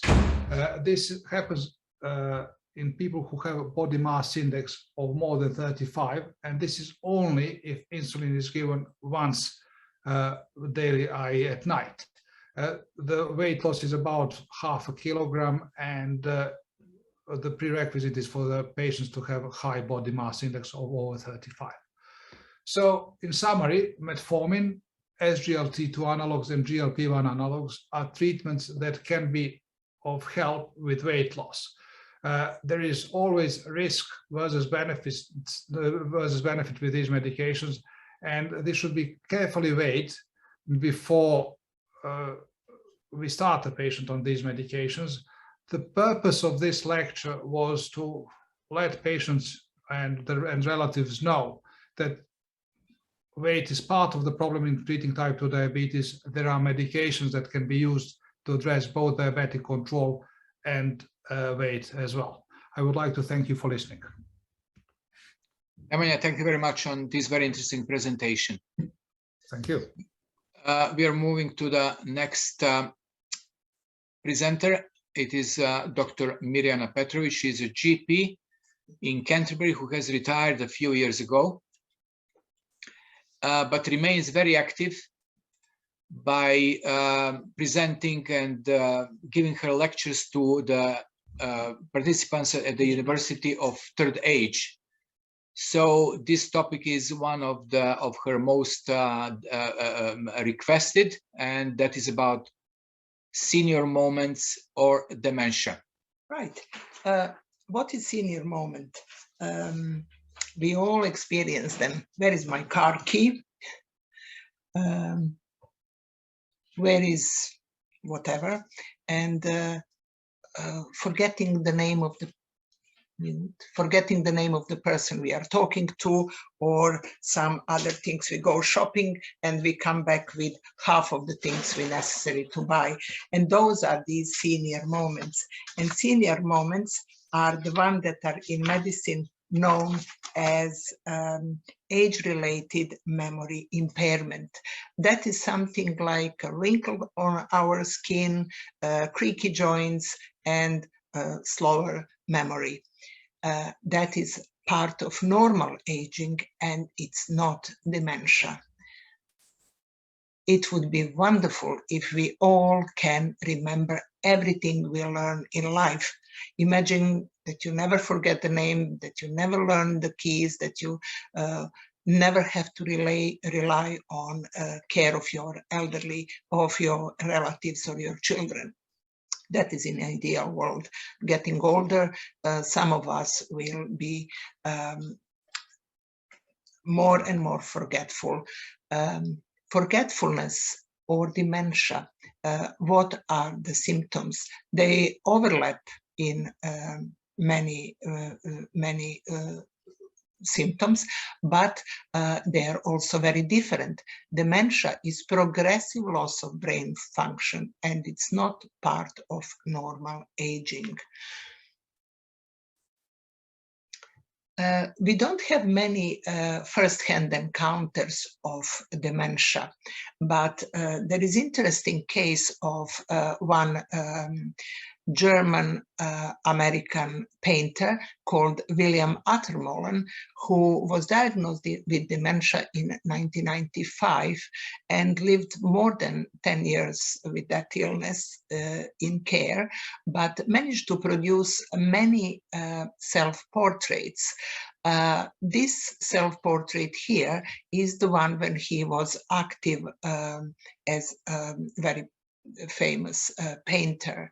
The second portrait, self-portrait, again, it's very different to the first one. You can see very worried face, facing the easel, and he is thinking what is happening with him here. That would be already age-related mild cognitive impairment. He is still able to function independently, but changes in his memory are already increasing. here on this portrait, he was already in a care home, but you can see barely any resemblance to the portrait when he was making here, when fully able to work. This phase of his painting, people thought that he reversed to German postmodernism. No one thought about that he is actually suffering from a cognitive impairment. He continued producing his self-portrait well into last few years of his life, and this is one of the last self-portrait he produced, which has barely any resemblance to a human face. What are the changes in the brain that are causing those symptoms are shown on this slide. On the left side is representation of the normal human brain, and on the left side is representation of the brain affected by Alzheimer's disease. Changes just by comparing left and right side are more than obvious. Global dementia is not only related to developed countries, is a health issue affecting whole world, and it's more than, now we say, 50 million people affected by this problem. Prevalence of dementia in the over 65 population is constantly increasing. In the UK, latest figure is more than 850,000 people living with dementia, and that is more than 1 person in every 76, nearly 80. Huge burden for NHS, huge burden for caring families. And here, there was something I saw on one local art exhibition. I was immediately concerned seeing this picture because that is part of the clock drawing test we use in general practice to quickly diagnose whether someone has problem with memory. We would ask patient to draw a circle, then ask them to label the numbers like on the face clock, and when they complete that, we ask them to write time, like 10 minutes to 2. And that is where problem starts, because they either can't close the circle or can't write the numbers properly, or they can't, in abstract opinion, they have problems, they can't write the time 10 to 2. So when I saw this painting, I was immediately concerned, what's wrong with this painter? And I asked, and they told me this is young man. I spoke to the young man, and he said, well, that's my idea of losing time. Time is escaping. So I felt relief that person was not going dementia pathway. On microscopic changes in the brain, we have this. On the left side is normal histology of the brain. On the right side, we have amyloid plaques, and we have tangles within the neurons. And the problem with that is that they impair communication between neurons. That is recent research. There are many factors that are affecting brain function, and some of them we can influence, some of them we cannot do much about. Physical changes brought by chronic diseases, especially vasculatory changes, poor lifestyle, poor nutrition, obesity, lack of exercise, and insufficient sleep are all possibly affecting brain function. When I mention insufficient sleep, there is a research showing that if you don't sleep for 24 hours, the effect on your reflexes and your thought processes will be like you are 4 times over the alcohol limit. Chronic diseases, many chronic diseases affect the function of the brain, like diabetes, which Nemanja kindly did the presentation, on raised cholesterol, high blood pressure, cardiovascular diseases, Parkinson's disease, and depression. They can all cause inflammatory response that affect brain and brain chemistry and contribute to formation of plaques and tangles, which we saw on previous slide. There are factors also that we cannot have any influence on. Those are age, genes, trauma, and chronic illnesses. There is a fact that the older we are, there is more probability, bigger probability of development of dementia. To that extent that people over the age of 100, 1 in 2 will develop dementia. Genes are significant contributor to development of dementia, but not only the factor. So with proper care and exercise, with good lifestyle and care for your control of chronic illnesses, genes are not 100% the one that will cause dementia. So if someone in your family developed dementia, doesn't mean that you are going to develop it as well. Trauma is very significant factor. Have a think about all the boxers and footballers who had bat the ball. They can develop trauma in the brain cells and develop more prone to develop dementia.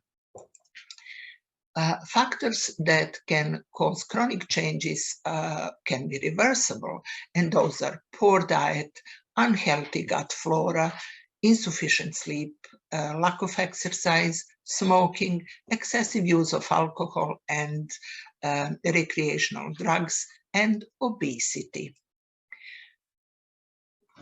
And now neurologists believe that Alzheimer's develops decades before any infuriating memory lapses and episode of forgetfulness appear. And we are talking about Alzheimer's here, but there are more than 200 different types of dementia, depending on what part of the brain is affected. Brain is vulnerable to unhealthy life choices, and younger people are able to compensate for longer period. Also, people with higher cognitive reserve are better able to basically to fulfill for their capacities for longer. There are many activities that can help preserve your cognitive capacities. Those are physical, social, intellectual, and good night's sleep again. Physical exercises that can help are any. You can apply any that you like walking, dancing, yoga, tai chi, anything that makes your life better. Social factors are very important. It is well known that people who live socially isolated cannot fulfill their capacity, and their because of lack of mental stimulation are more prone to develop dementia. Any kind of party, games, singing, volunteering, and learning for life, which is a motto of University of Third Age, is definitely something that helps. Intellectual activities such non-routine intellectual activities, novelty, new things, learning languages, underused senses, association games, crosswords, puzzles, they are all stimulating and good for your brain. If you only stimulate one area, some people say, oh, I do crosswords every day, but that is the one stimulation, the more, the better. And it's well known that people who are multilingual or bilingual have more cognitive reserve. Good night's sleep, I can't stress how important is that, because sleep, good sleep, is a restorative sleep where brain consolidates the memories and gets fresh for the next day. Of course, in good night sleep, we have to comply with sleep hygiene techniques. Regulate your sleep schedule, meaning you go to bed at the same time, wake up at the same time in the morning, avoid napping during the day, avoid eating late at night, avoid coffee, tea, and alcohol too late because they're stimulating drinks. If you drink coffee or tea, then by all means use caffeine-free. Exercise during the day will give you good night's sleep.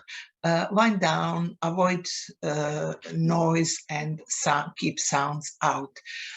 It's also important to avoid any white light, meaning computer screens, phone screens, because this white light is stimulating your brain and stops producing of melatonin hormone that promotes your sleep. There are some stories about blue cheese. They say blue cheese gives you nightmares, so avoid blue cheese in the evening. If affects you, not everyone is affected. So what can we say? What is different between senior moments, which is age-related memory impairment, and dementia? There is something in between, which is called mild cognitive impairment. And if you remember that painting I show you, where painter changed suddenly his style, that was a time when he had mild cognitive impairment, which was introduction into dementia, first stage of dementia. So what are the early signs of dementia? It is memory that is disrupting daily life. With mild cognitive impairment, yes, you will forget what happens 1 year ago. You may forget the name of that actor in the movie. You may forget where you left your keys, car keys, but you will retrace your steps and remember it later. They say anything that you remember within 12 hours that you couldn't remember before is age-related memory impairment, not dementia. So yes, your brain does work a little bit slower, but it still functions. Challenges in planning or solving problems are also very important for diagnosis between early dementia and memory impairment. You are still functioning properly with early impairment, but with dementia, people will forget to pay the bills. They will not be able to do any kind of familiar tasks. They will have trouble understanding visual images, speaking or writing, misplacing things. They will have decreased or poor judgment. They will often withdraw from work or social activities. And very important, they will change mood and often change personality. And are there any limits to dementia? Who gets them? Well, no social boundaries, no economic boundaries, no ethnic boundaries, no geographic boundaries. Very well-known names: Ronald Reagan, Margaret Thatcher, Iris Murdoch, Terry Pratchett, they all developed dementia. Margaret Thatcher was famous for not sleeping more than 4 hours at night, and that's we know how important it is from previous slides. Iris Murdoch and Terry Pratchett, famous British authors, they have different types of dementia. He was publishing books well into his advanced age, but had good encounter of what is happening, huge cognitive reserve, so he was able to function despite symptoms of dementia. Iris Murdoch symptoms was that she couldn't spell anymore. She could still write the stories, but she couldn't spell. And who is Charles Kuenkal? That is gentleman who was awarded a Nobel Prize for fiber optic telecommunication. He was electrical engineer, British, and he is the one that we can thank for our presentations online. And finally, if you have a healthy body, you will have a healthy brain as well. So everything that is good for your heart, for your body, is good for your brain. Thank you for listening. Vera, thank you very much for your very interesting presentation. I'm very pleased to announce a next lecturer, Dr. Angela Miyovic, who is a consultant child and adolescent physician and honorary medical appraiser at Oxley's NHS Trust. She will tell us more about autism, and her topic is relates to between labeling or denial. Angela, the floor is yours. Thank you very much, everybody, for joining us today. A big thank you goes to our IT engineer, Ivan Miletić, who helped us a lot, and obviously our moderator, Dr. Zika Petrovic, who just introduced me, who kindly invited me to give this talk, and it is on autism. Fascinating disorder, and I hope after this presentation you will have a bit more idea about what it is. I'm sure you already have, but perhaps from another sort of aspect in terms of this fascination that I have for autism. In my work, I treated and supported from psychiatric point of view a lot of young people with autism, and I done a lot of assessments for diagnosis for autism, and I did publish on autism, which I think is really interesting area, as I mentioned earlier. So let's start. I want to mention maybe a few things just to explain, first of all, what autism spectrum disorder is. That's an umbrella term for neurodevelopmental lifelong disorders, the main one being autism. So please note that during the presentation, I will use autism and autism spectrum disorder interchangeably. Spectrum, why spectrum? Well, symptoms are present, wide range of symptoms that are present in people with autism. Usually these symptoms can be seen quite early, around the age of 2, and boys are suffering with a much higher prevalence. There are 5 to 6 boys diagnosed with autism per 1 girl. Unfortunately, there is no cure, but there are treatments. There are treatments that can help. Just a few words about history. First of all, Kenner in the States, who described autism as infantile psychosis caused by cold and unaffectionate parents. Some of you might recall this term, refrigerator mother, hence the cartoon below.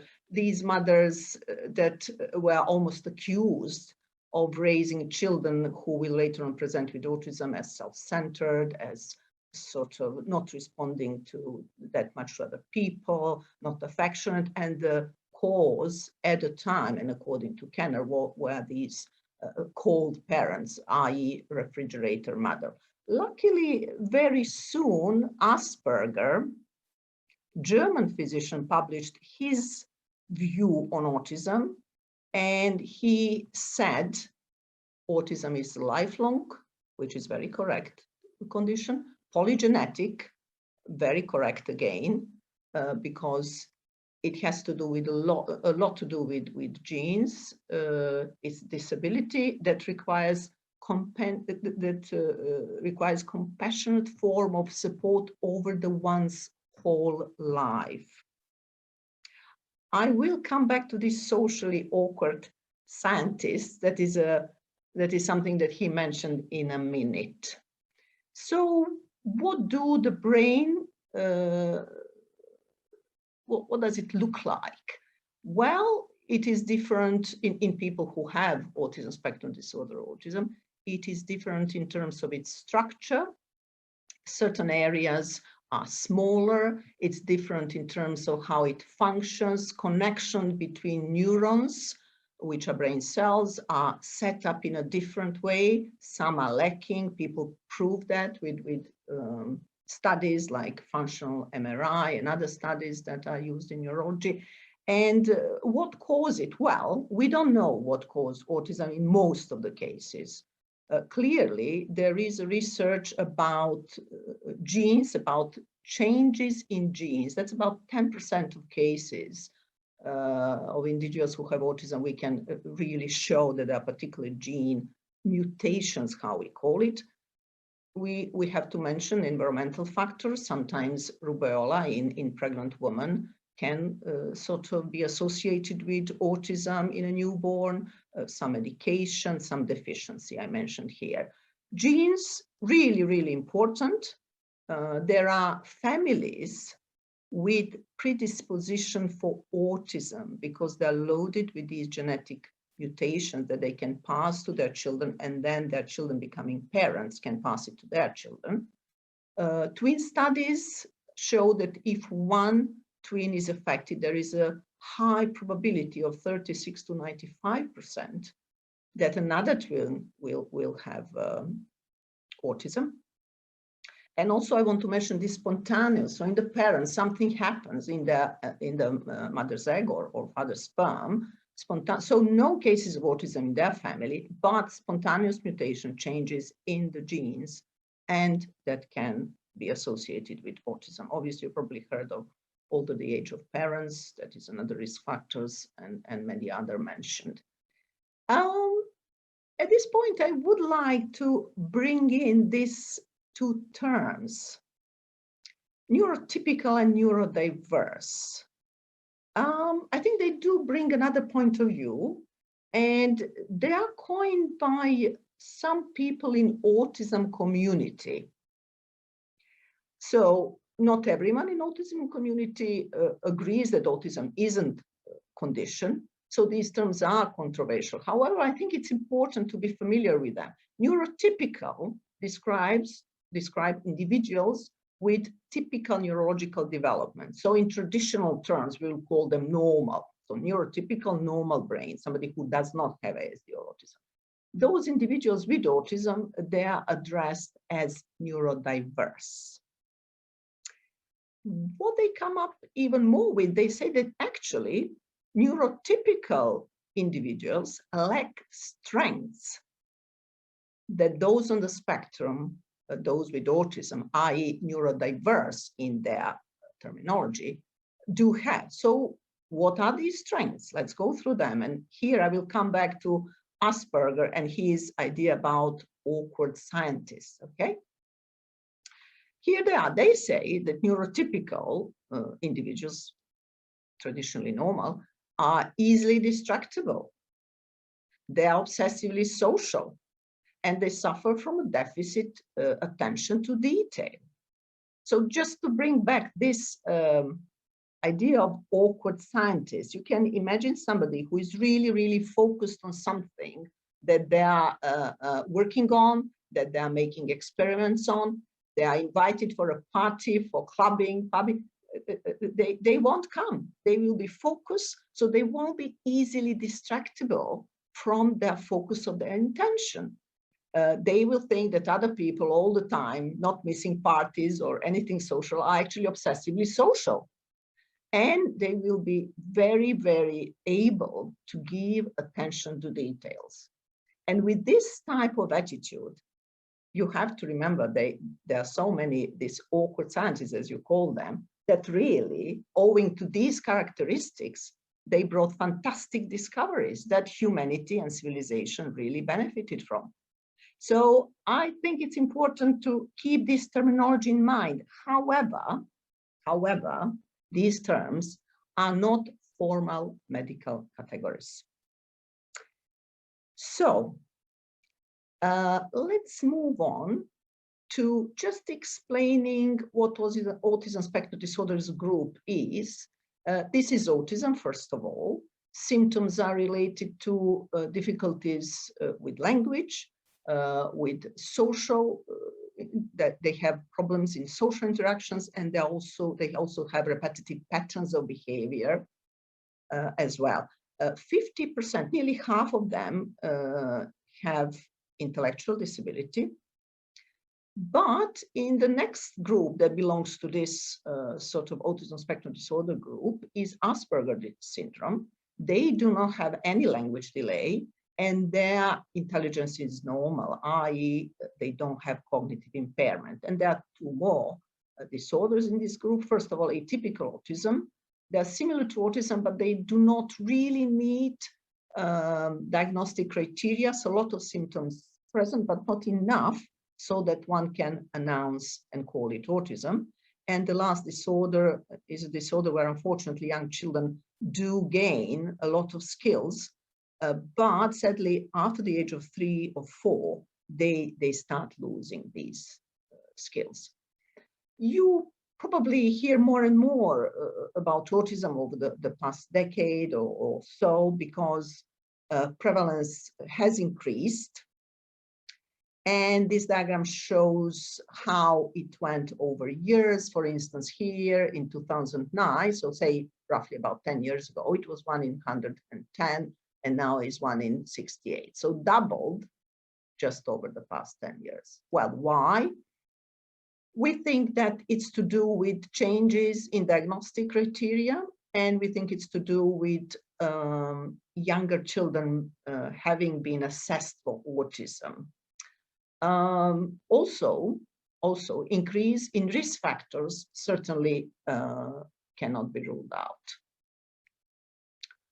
Well, how do we diagnose? How do we arrive at diagnosis? Well, there are no sort of medical investigations like MRI, like CT that you heard during previous presentations, like even no blood tests that we can use to diagnose autism.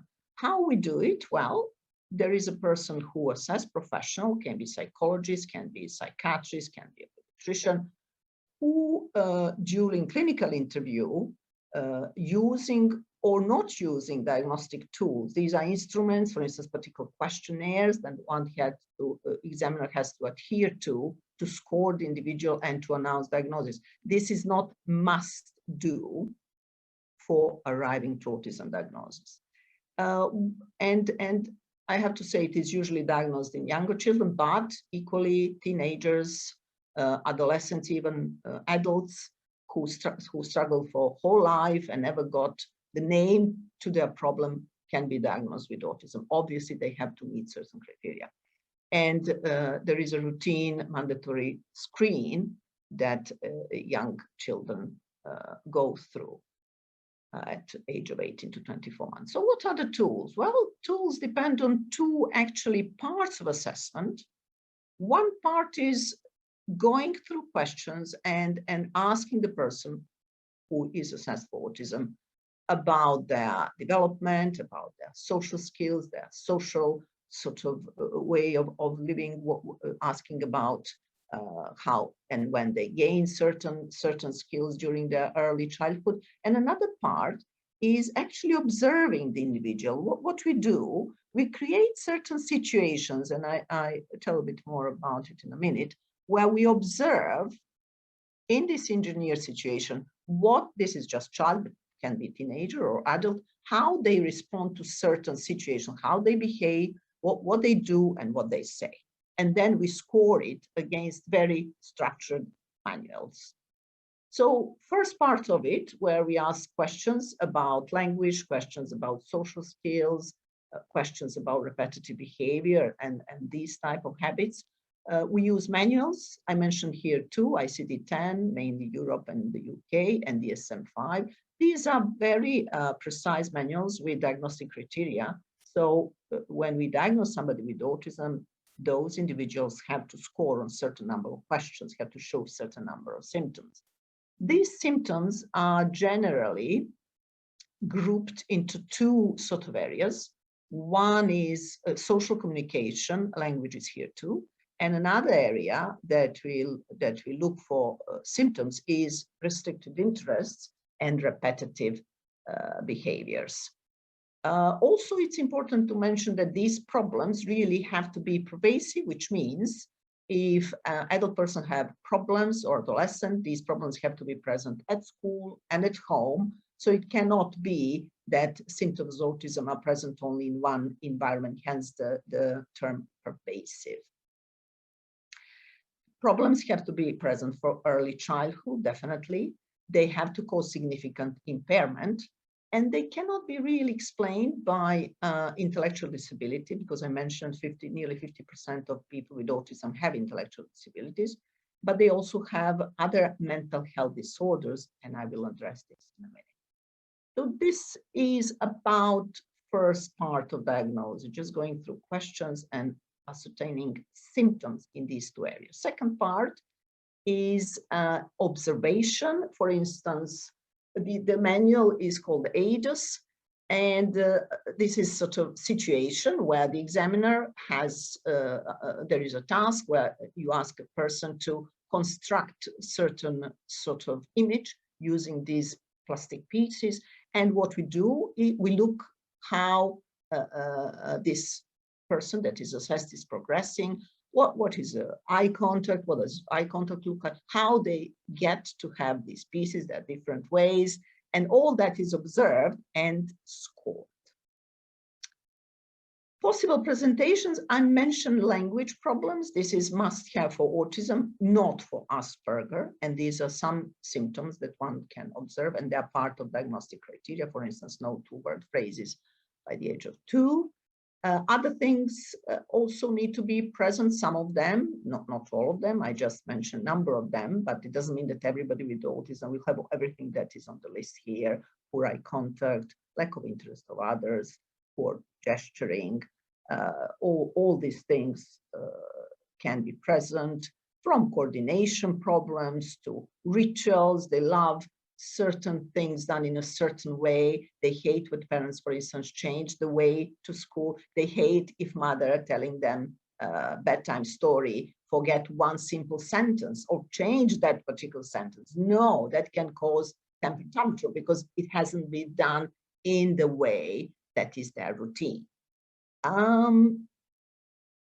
That can cause behavior difficulties, particularly in youngsters or in older people, aggressive outbursts, because if they're anxious on something, they can become aggressive. I mentioned some inflexible routines. I just gave you example, and I want to mention here some screening tests. It is not the way you can arrive at diagnosis, but it can certainly help you think in somebody who presents with difficulties. It can help you think in the direction of autism. This one, autism spectrum quotient test, publicly available. And I'll show you here what it looks like, 50 questions. It can be accessed through this website, and they're all in relation to language problem, to social skills problems, or maybe repetitive behavior. So they're actually looking for symptoms of autism that I already mentioned. Few more words about possible difficulties, depending on whether we talk about school, maybe friendship problems, employment. These people struggle maybe with teamwork. They want things done their way, and that might create problems. They might not be able to live independently. This depends, on their intelligence, on their language, on support and treatment they received. They can live independently. I gave examples of scientists that can be very productive and very important for all of us. Social isolation, certainly, because they might sometimes look awkward, so people won't be very keen to maybe be in their company. That can cause stress within the family. They can be victims, they can be bullied, and they can have number of psychiatric comorbidities. I'll come to that. But one thing that I would just like to spend a few moments on is inability to tune in to someone's thoughts. So inability to put yourself, these individuals with autism and usually have this problem of putting themselves into another person's shoes. That is called lack of theory of mind. And I gave you example immediately. This is a couple. Yeah, they're about to celebrate their anniversary. He just told her that he worked really, really hard to organize everything, to organize this surprise, which is a bicycle trip. And he reserved all the hotels, and he even talked to people at her work, and all in secret made this surprise that she will have days off, and off they go. They're ready to go. However, this person does not look very much excited. She is actually thinking, why on earth is he so selfish? Why on earth does he always go about something he likes? Why do we always have to do that? And this guy didn't figure out that his girlfriend, although she does listen to his bicycle ventures, is not personally keen on doing bicycle trips and doing these things. So he was not able to really understand or read through the lines that this is not her cup of tea. So you can imagine, he can think she's really ungrateful, he's done such a hard work, and he did. And this is the this is the thank you that he received. So you can understand how these people can really, this is just one example. I don't have time to give you more examples from school, from work, from home, from anywhere. So this can bring anxiety. This can bring confusion. I'm working hard and trying to achieve something, and the result might be nothing, might be disaster, might be actually somebody accusing me, or all sorts of things that were definitely not my intention. So yes, let's continue. If somebody is interested, this is a very old movie. There are new movies like Beautiful Brain, where you can see a lot of examples of what people do, how they deal with life. But this is certainly old movie. But if somebody is interested in this type of presentation, autism, I will certainly recommend it. I did mention psychiatric comorbidities. So what are they? Sleep problems, clearly. Intellectual disability, I mentioned. Aggressive behavior, because if their routines are not followed, if there is misunderstanding between them and other people, there might be difficult behavior, aggressive behavior. Anxiety, I gave you a clear example how one over the years being misunderstood can really become anxious because they don't know what follows. They cannot figure that out. Depression, including suicidal ideation, and very important thing, suicide rate in this group is increased. So professionals working with these people certainly have to have that in their mind, because it can really be very dangerous, and sometimes sad events do happen. ADHD, 30% of them have attention deficit hyperactivity disorder. I mentioned no cure, but there are ways that we can help. There are ways that we can tell them and teach them how to, for instance, listen to other people, how to take their view, how to sort of artificially, particularly if they have normal intelligence, even if not, they can be taught how to be more acceptable at school, at work. Educational therapies, family therapies, helping family to cope with these type of individuals. Medication, certainly for anxiety, depression, that was something that I dealt a lot with. And other therapies. I think I will finish. I hope I didn't go over 15 minutes, probably a bit, but that will be it from me. Thank you. Thank you, Angela. Thank you very much for the lecture. I have a great pleasure to introduce Dr. Aleksandra Fox, who is a GP partner at Ash Surgery in Kent. She will tell us a bit more about access to primary care and patients' options. Dr. Aleksandra Fox, I'm GP in Ash. I'm going to talk to you about the options to accessing primary care.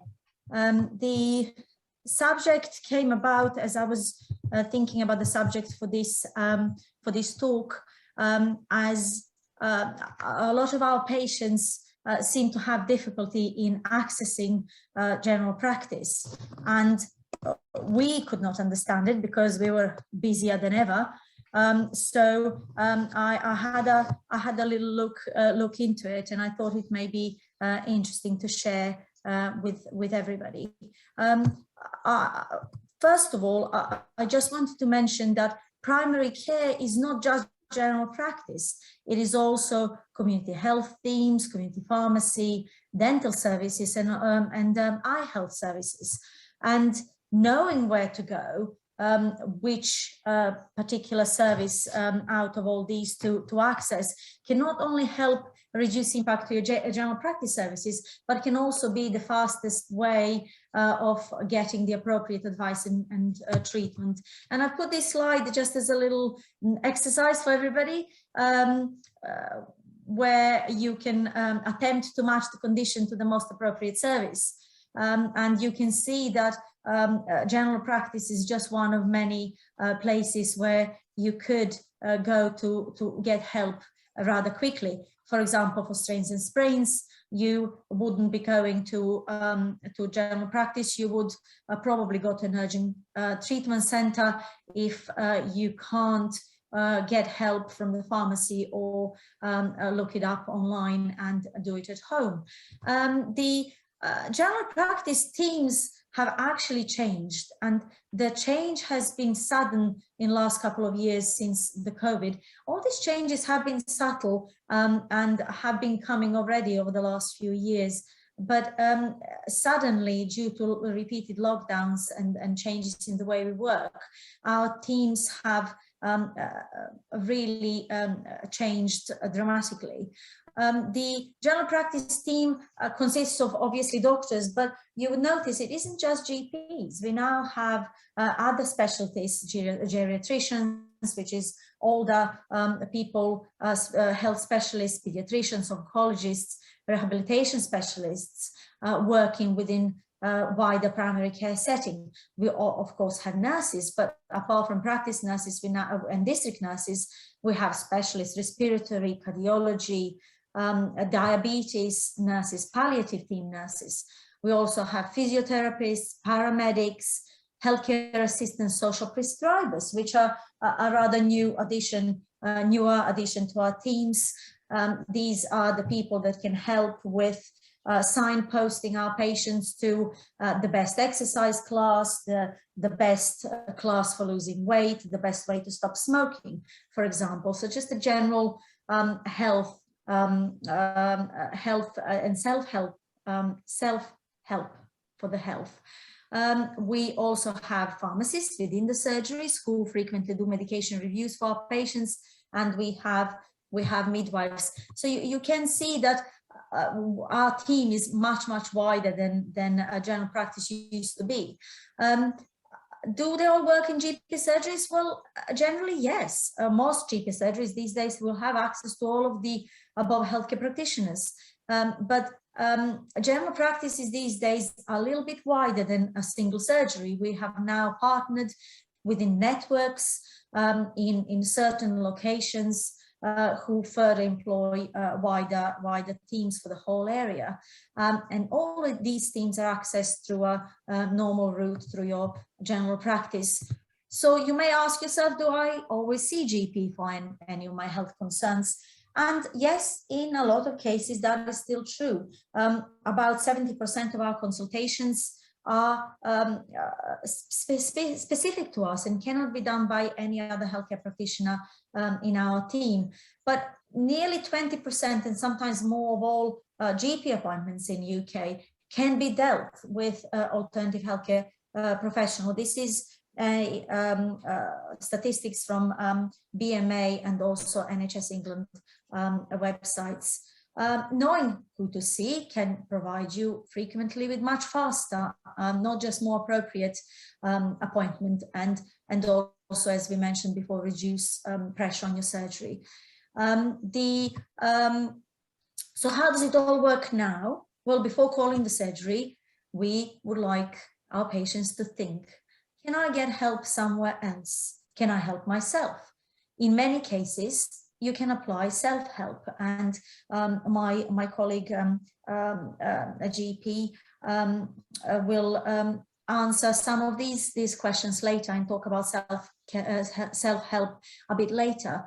Pharmacists these days, pharmacists have prescribing pharmacists who can prescribe and issue some of the medication, prescription medication, and advise on minor illnesses. There is no appointment necessary, and they have private consultation areas.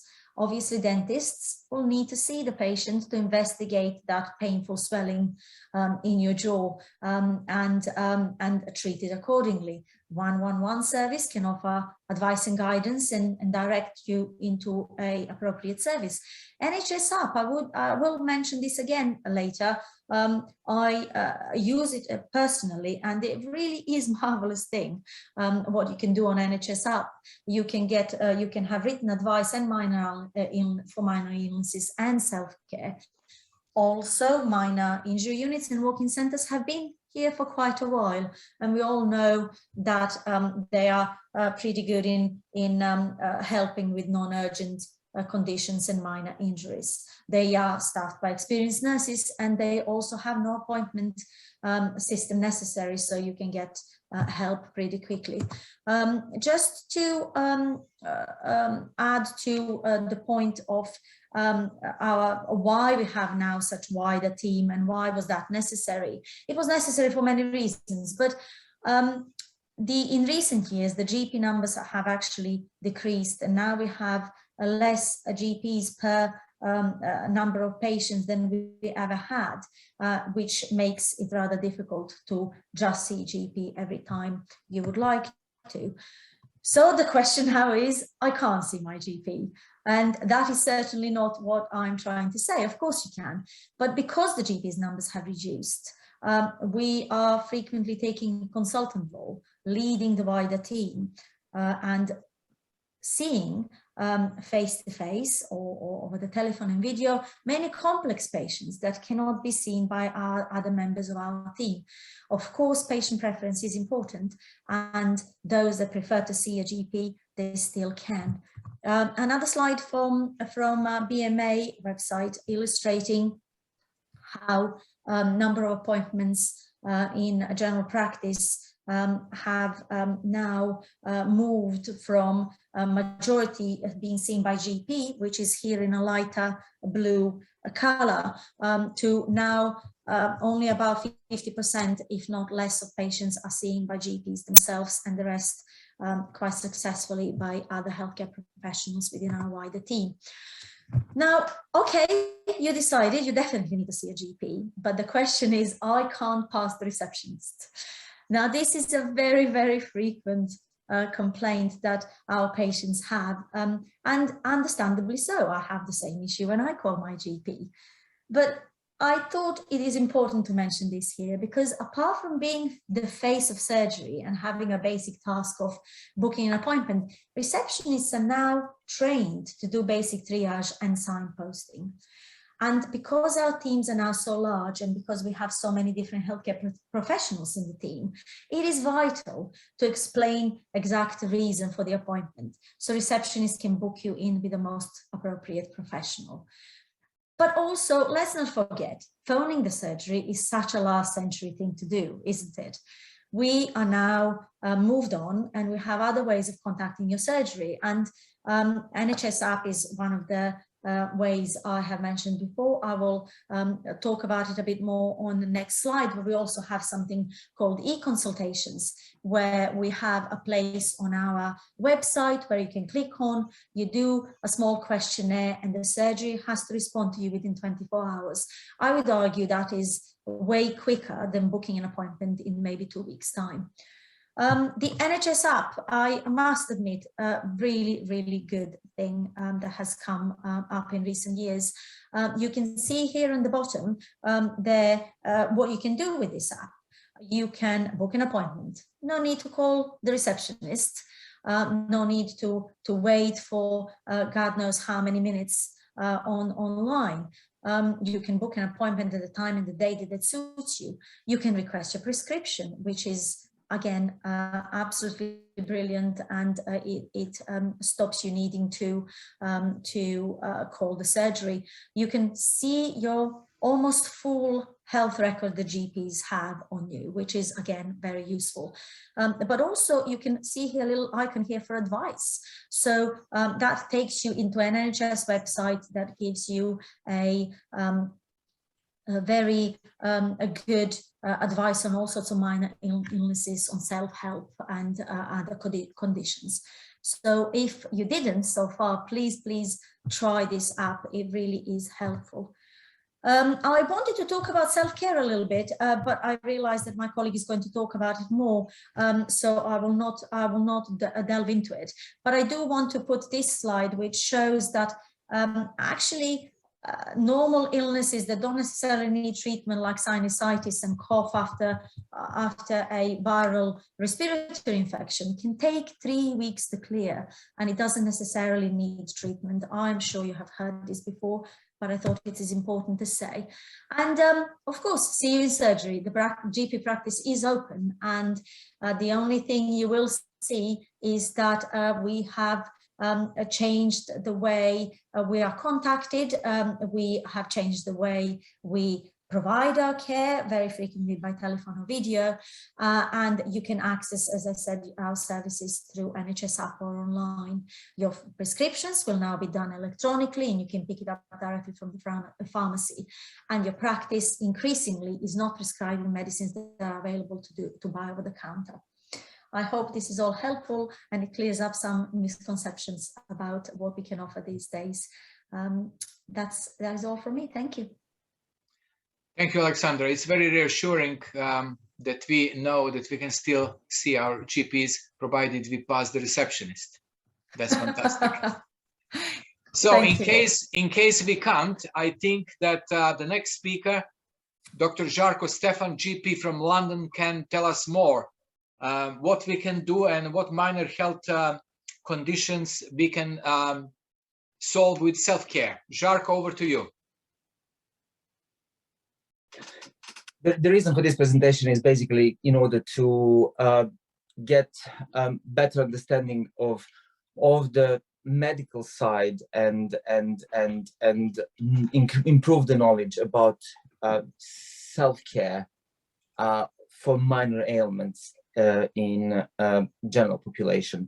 This presentation is not really about patients and cases that are related to patients who have multiple comorbidities, who have complex medical needs. This would be probably for patients who are not taking any regular medicines, who don't have any allergies, and who don't have any complications in the background. This slide in general gives us the idea from NHS Digital about demand on primary care from 2019, July 2019, which is a pre-COVID part, up to end of the last year, where there is a little drop in the amount of the appointments required, but there is still above the 20 million per month. The idea of this presentation was to give you a better idea and better understanding about a couple of things. First one would be about middle ear infection. The next one would be sore throat, upper respiratory tract infection, and the upset stomach.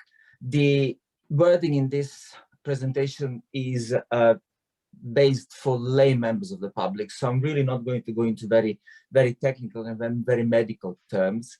There is probably lots of details to take in. And I think, as Dr. Fox mentioned, I think I will probably reiterate about the resources at the end of the presentation, explaining to you where you can find the most of the details that I'm talking about. So the middle ear infection is basically the presence of the inflammation in the middle ear, and it is often sort of started with a very rapid onset of symptoms and signs, and in most cases it's an earache and tears. There is a quite large likelihood that the infection as such is caused by viruses or bacterial, and the most common cause is the viral cause. Common symptoms were rubbing of the ear, temperature, crying, in children restlessness, poor feeding, and quite often just spikes of temperatures and a runny nose. Normally, we would recommend initial treatment with over-the-counter medicines, which is paracetamol and ibuprofen. The dosing of both of the medicines are basically, and the doses are written on a pack, and GPs would just recommend using the maximum age-appropriate amount. Many patients with otitis media would not need antibiotics because it is a condition that goes away on its own and usually just requires symptomatic treatment. Some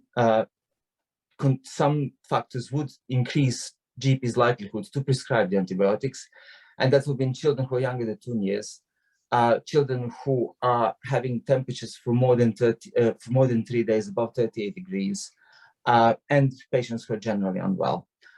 Sometimes also there is a possibility that there is a rupture of the tympanic membrane of the eardrum, and that is something that the GP should have a look at. The next umbrella of the problems in illnesses is called pharyngitis and tonsillitis, and you will have a patient who normally would come and say they have a sore throat, and this is basically a set of symptoms that describes pain in the back of the throat. Pharyngitis is the inflammation of the oropharynx, of the back of our throat, and tonsillitis would be inflammation of the tonsils, which are the lymph glands in our throat. These conditions usually caused by viral rather than bacterial infections. Nowadays, we are all becoming quite experts on viral infections, and we know that there is no active treatment, and usually our body and our immune systems are likely to fight it off as the time goes. The treatment for sore throat, again, would be over-the-counter paracetamols and ibuprofens. Your pharmacist quite often will be able to give you better advice on what are the other over-the-counter medicines, like gargles or mouth rinses that will decrease the pain. In most cases, 85% of symptoms would resolve within 1 week, whether this is bacterial or viral infection. Some risk factors and indicators that antibiotics are, and the medical review is indicated would be temperature that lasts for more than 48 hours and is about 38 degrees, enlarged lymph nodes, presence of pus and redness on the tonsils, and actually absence of cough. Patients who have problems swallowing saliva or fluids or who are not able to eat or drink are also at risk of dehydration, and they should be also seen by medical professional. Dr. Fox mentioned that we are using a lot of video consulting, and actually probably Dr. Fox would agree with myself that nowadays we can really diagnose acute tonsillitis very well with remote consultation, with good photographs of the throat. We can see your throat actually much better than at the GP practice. The next common problem is upper respiratory tract infection. This is a common cold. This is different to influenza or a flu. This is a set of symptoms that again gives us similar symptoms to sore throat, earache, blocked nose, sneezing, sometimes fevers and shivering. The common cold virus, colleagues would agree, is actually a virus that mutates a lot. And this is the virus that actually would allow us to have 2 to 3 colds per year. This is a viral infection, and actually we don't develop a long-lasting immunity state.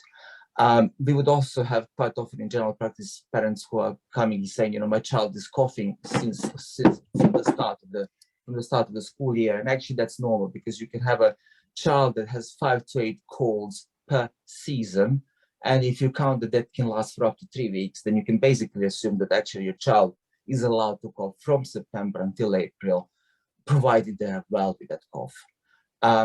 The common symptoms are sudden onset, reaching the peak about day or 2 or 3. Later on, the cold symptoms can move down below the throat, and that can lead to prolonged periods of cough.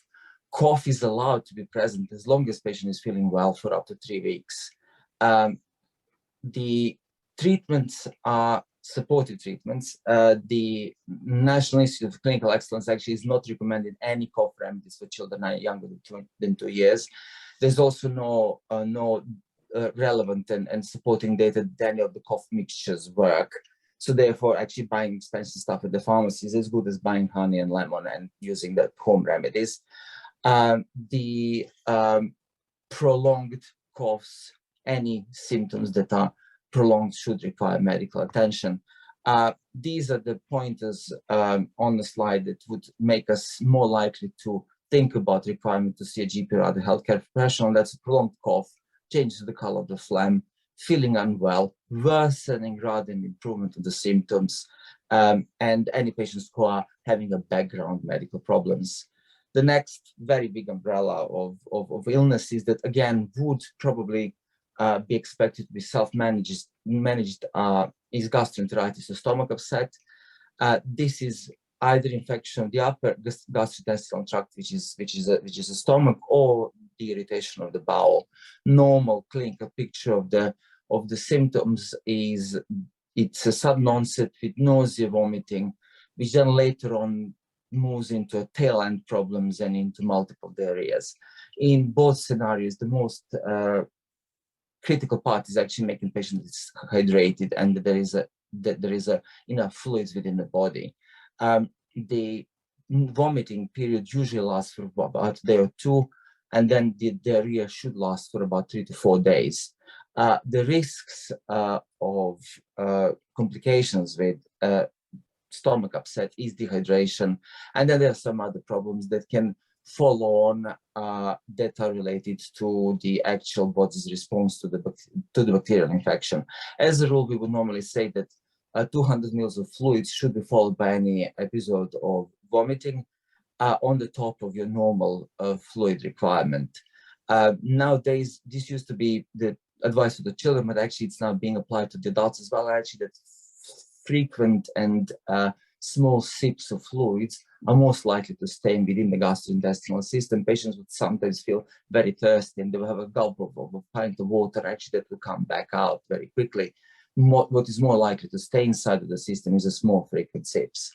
The time to see your doctor is if the vomiting is not settling, if you're not keeping fluids in, if the diarrhea is not settling within 3 to 4 days, if you're not passing urine, if you're feeling unwell, if you're having an ongoing and constant abdominal pain.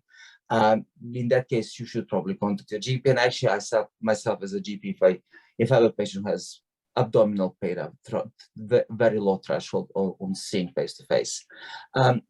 These are the resources that Dr. Fox mentioned before, and I would sort of just go briefly through them. They're online and there are websites and symptom checkers, and there's obviously resources that are via telephone and healthcare professionals. These are the numbers that Dr. Fox also mentioned, and that's about 50% of, well, maybe one third of our current contacts are via telephone.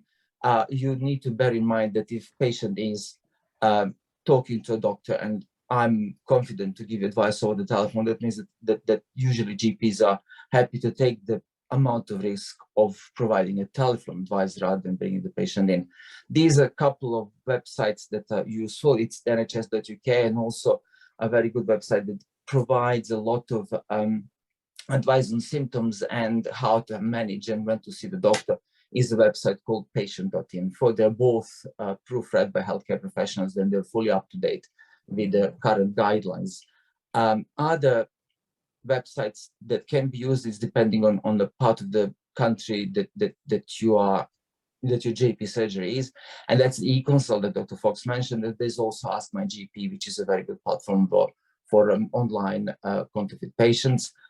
Another resources would be 111. A lot of patients are not, and especially elderly population, is not able to use the internet and the smart devices. So 111 is a port of a call that would either direct you to the GP, book you direct to the GP, or book you to see somebody at the emergency department. 119 is more specific number for the COVID-related queries.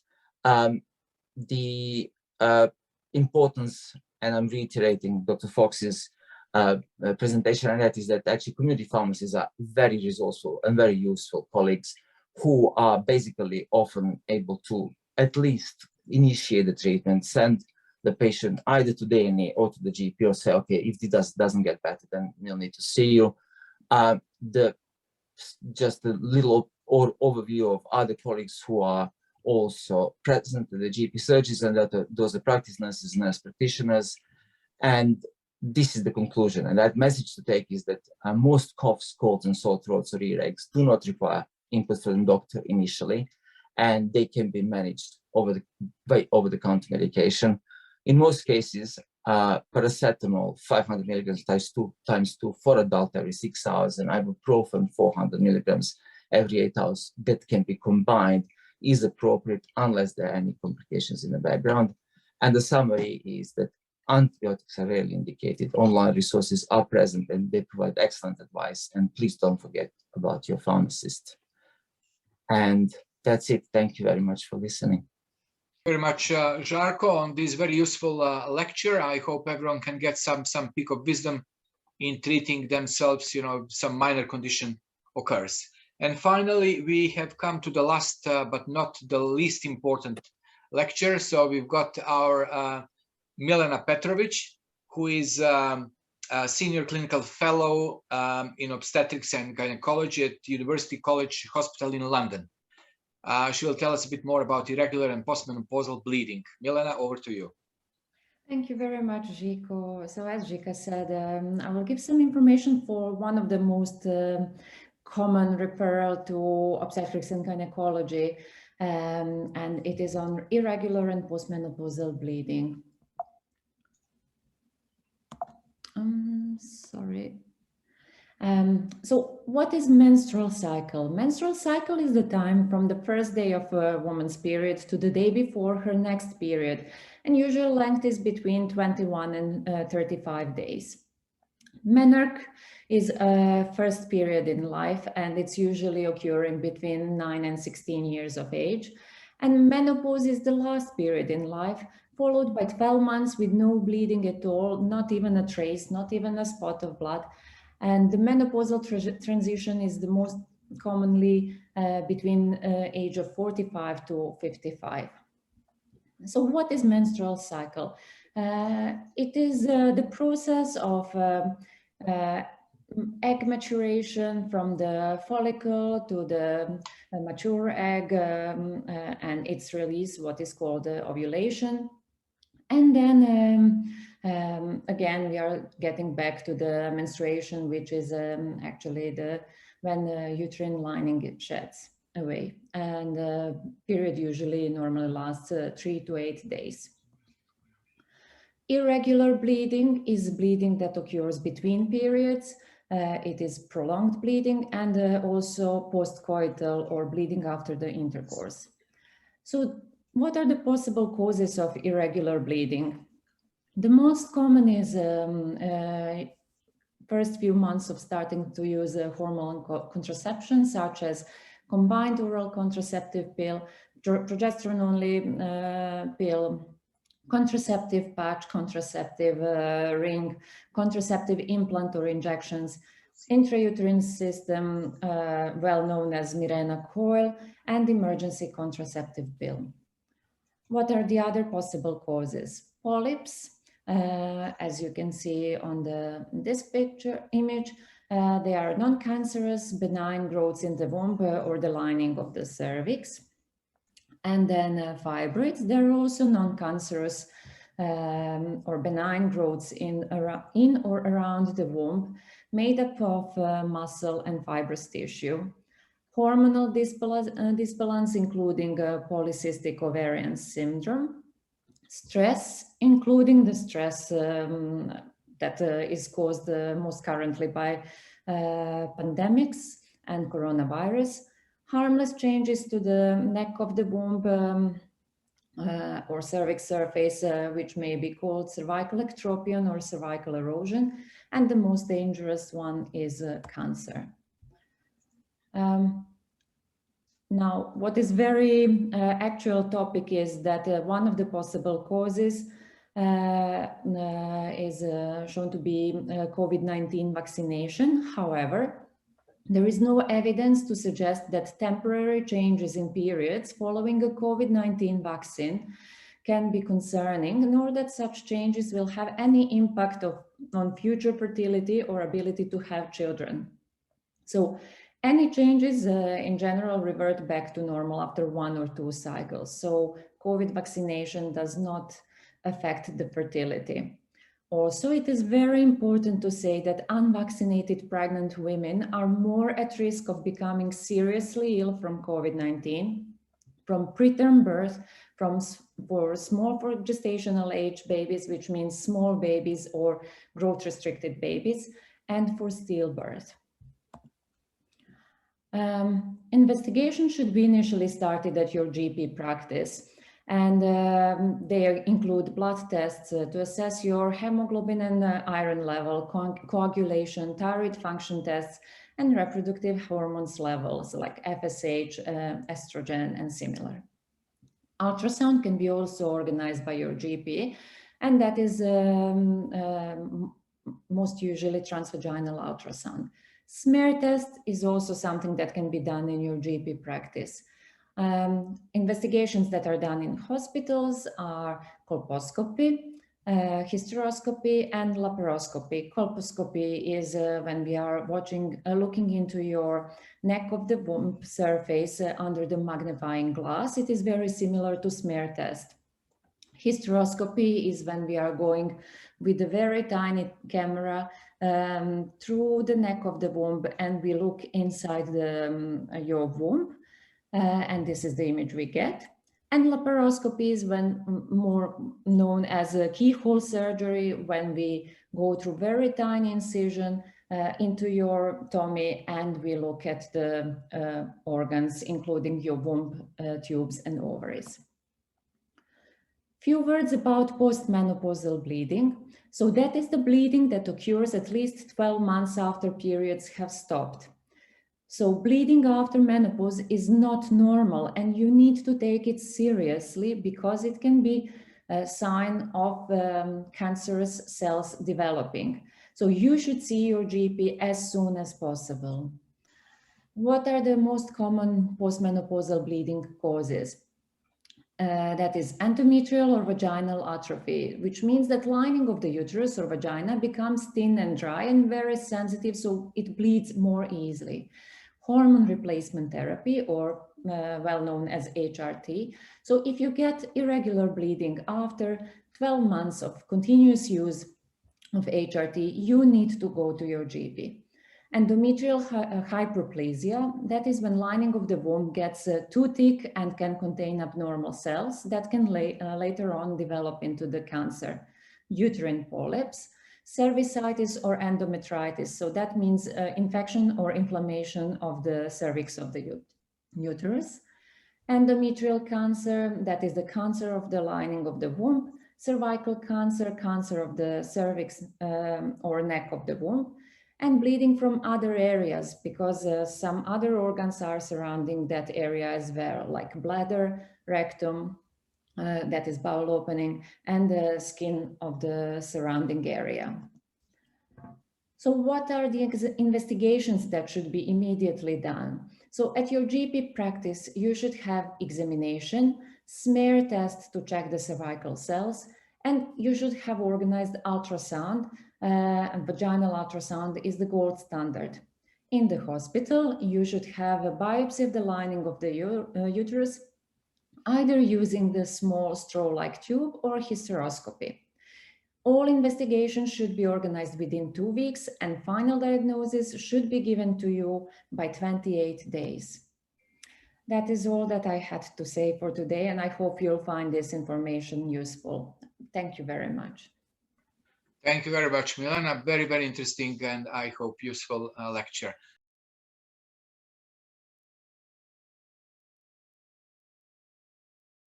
So Yita's asked, first of all, about asymptomatic COVID. Does it exist? Yes, Okay. Indeed it does. Actually, it seems to be more frequent than we initially thought. You will know or remember that children, as a rule, have asymptomatic COVID. So very often they have no symptoms whatsoever, but they are infected and spread the disease. This also happens in adults, although less frequently, but it happens more frequently with Omicron. And this is also, so the asymptomatic ones are the ones that I said often will test negative in lateral flow tests. So yes, this is something that we need to be well aware of. And obviously, the percentage and frequency will depend on how much we test the whole population, not just the ones that are symptomatic, but also the ones that are asymptomatic. Sorry, Deso, but is it possible that there are no even very mild symptoms? Because your colleague from United States, from Walter Reed, that I had opportunity to listen to him a few days ago, doubt about those cases without any symptoms. At least mild, very mild symptoms do appear. So, sorry for... Right, well, yeah, I take your point. I would say that this becomes an academic discussion. I think really what the message is that you can have the disease without really knowing you have it. No. And that means that you will spread it without knowing. And we can only deal with this if we have massive testing of the population, which has been done, say in Israel, for example. Probably not relevant anymore. But that does mean, just like with other viral infections. Anyway, yeah, may need a bit more investigation. I think the other question you had was something about the fourth dose. Yes. Yeah. And the fourth dose is actually the second booster. Yes. Right, so 2 doses, everybody. Then third dose called a booster, and it was always Pfizer. That's what the recommendations are. However, the discussion about the fourth dose is because it has been shown that the booster antibodies are decreasing after about 6 months. And it is a question of whether there needs to be another booster shot because of this. Now, probably it's not going to be another Pfizer vaccine because some investigations have shown that if you do give another same vaccine, the response is actually lower because your immune system possibly recognizes the same vaccine as something that it's already responded to. It's even been called the original sin. So the likelihood is that we will probably be getting yet another vaccine against COVID, possibly on an annual basis, like flu, possibly combined with flu. That's what they're working on at the moment, but likely not a Pfizer booster. Okay, so your opinion, because here in Serbia we have those questions 6 months after the third dose from the people asking that question, are we now ready to receive the fourth dose? We don't know, the jury's out. So I've just read that there was an information update this morning that I read. There still has been no scientific advice. Okay, thank you, Deso. So I think you're in demand. Someone is asking, and it is Jelena. I think she's asking, what COVID vaccine would you recommend for 11 years old? For the moment, only Pfizer has been licensed for children. So initially it was for the over 12s. And now, just a few days ago, it's been approved for between 5 and 11-year-olds, except the dosage is halved. And the advice from the UK government, at least, is a bit woolly, surprise, surprise, because they say children can get it, but the timetable has not been defined. So it's like, you can and you don't have to get it and so on. I think that the advice is that it is needed because of the spread, not because of the disease in the child itself, although children can rarely develop a very serious disease problem. So thank you very much to all the lecturers. Thank you very much to all the participants of this session. And hopefully we will see you next year.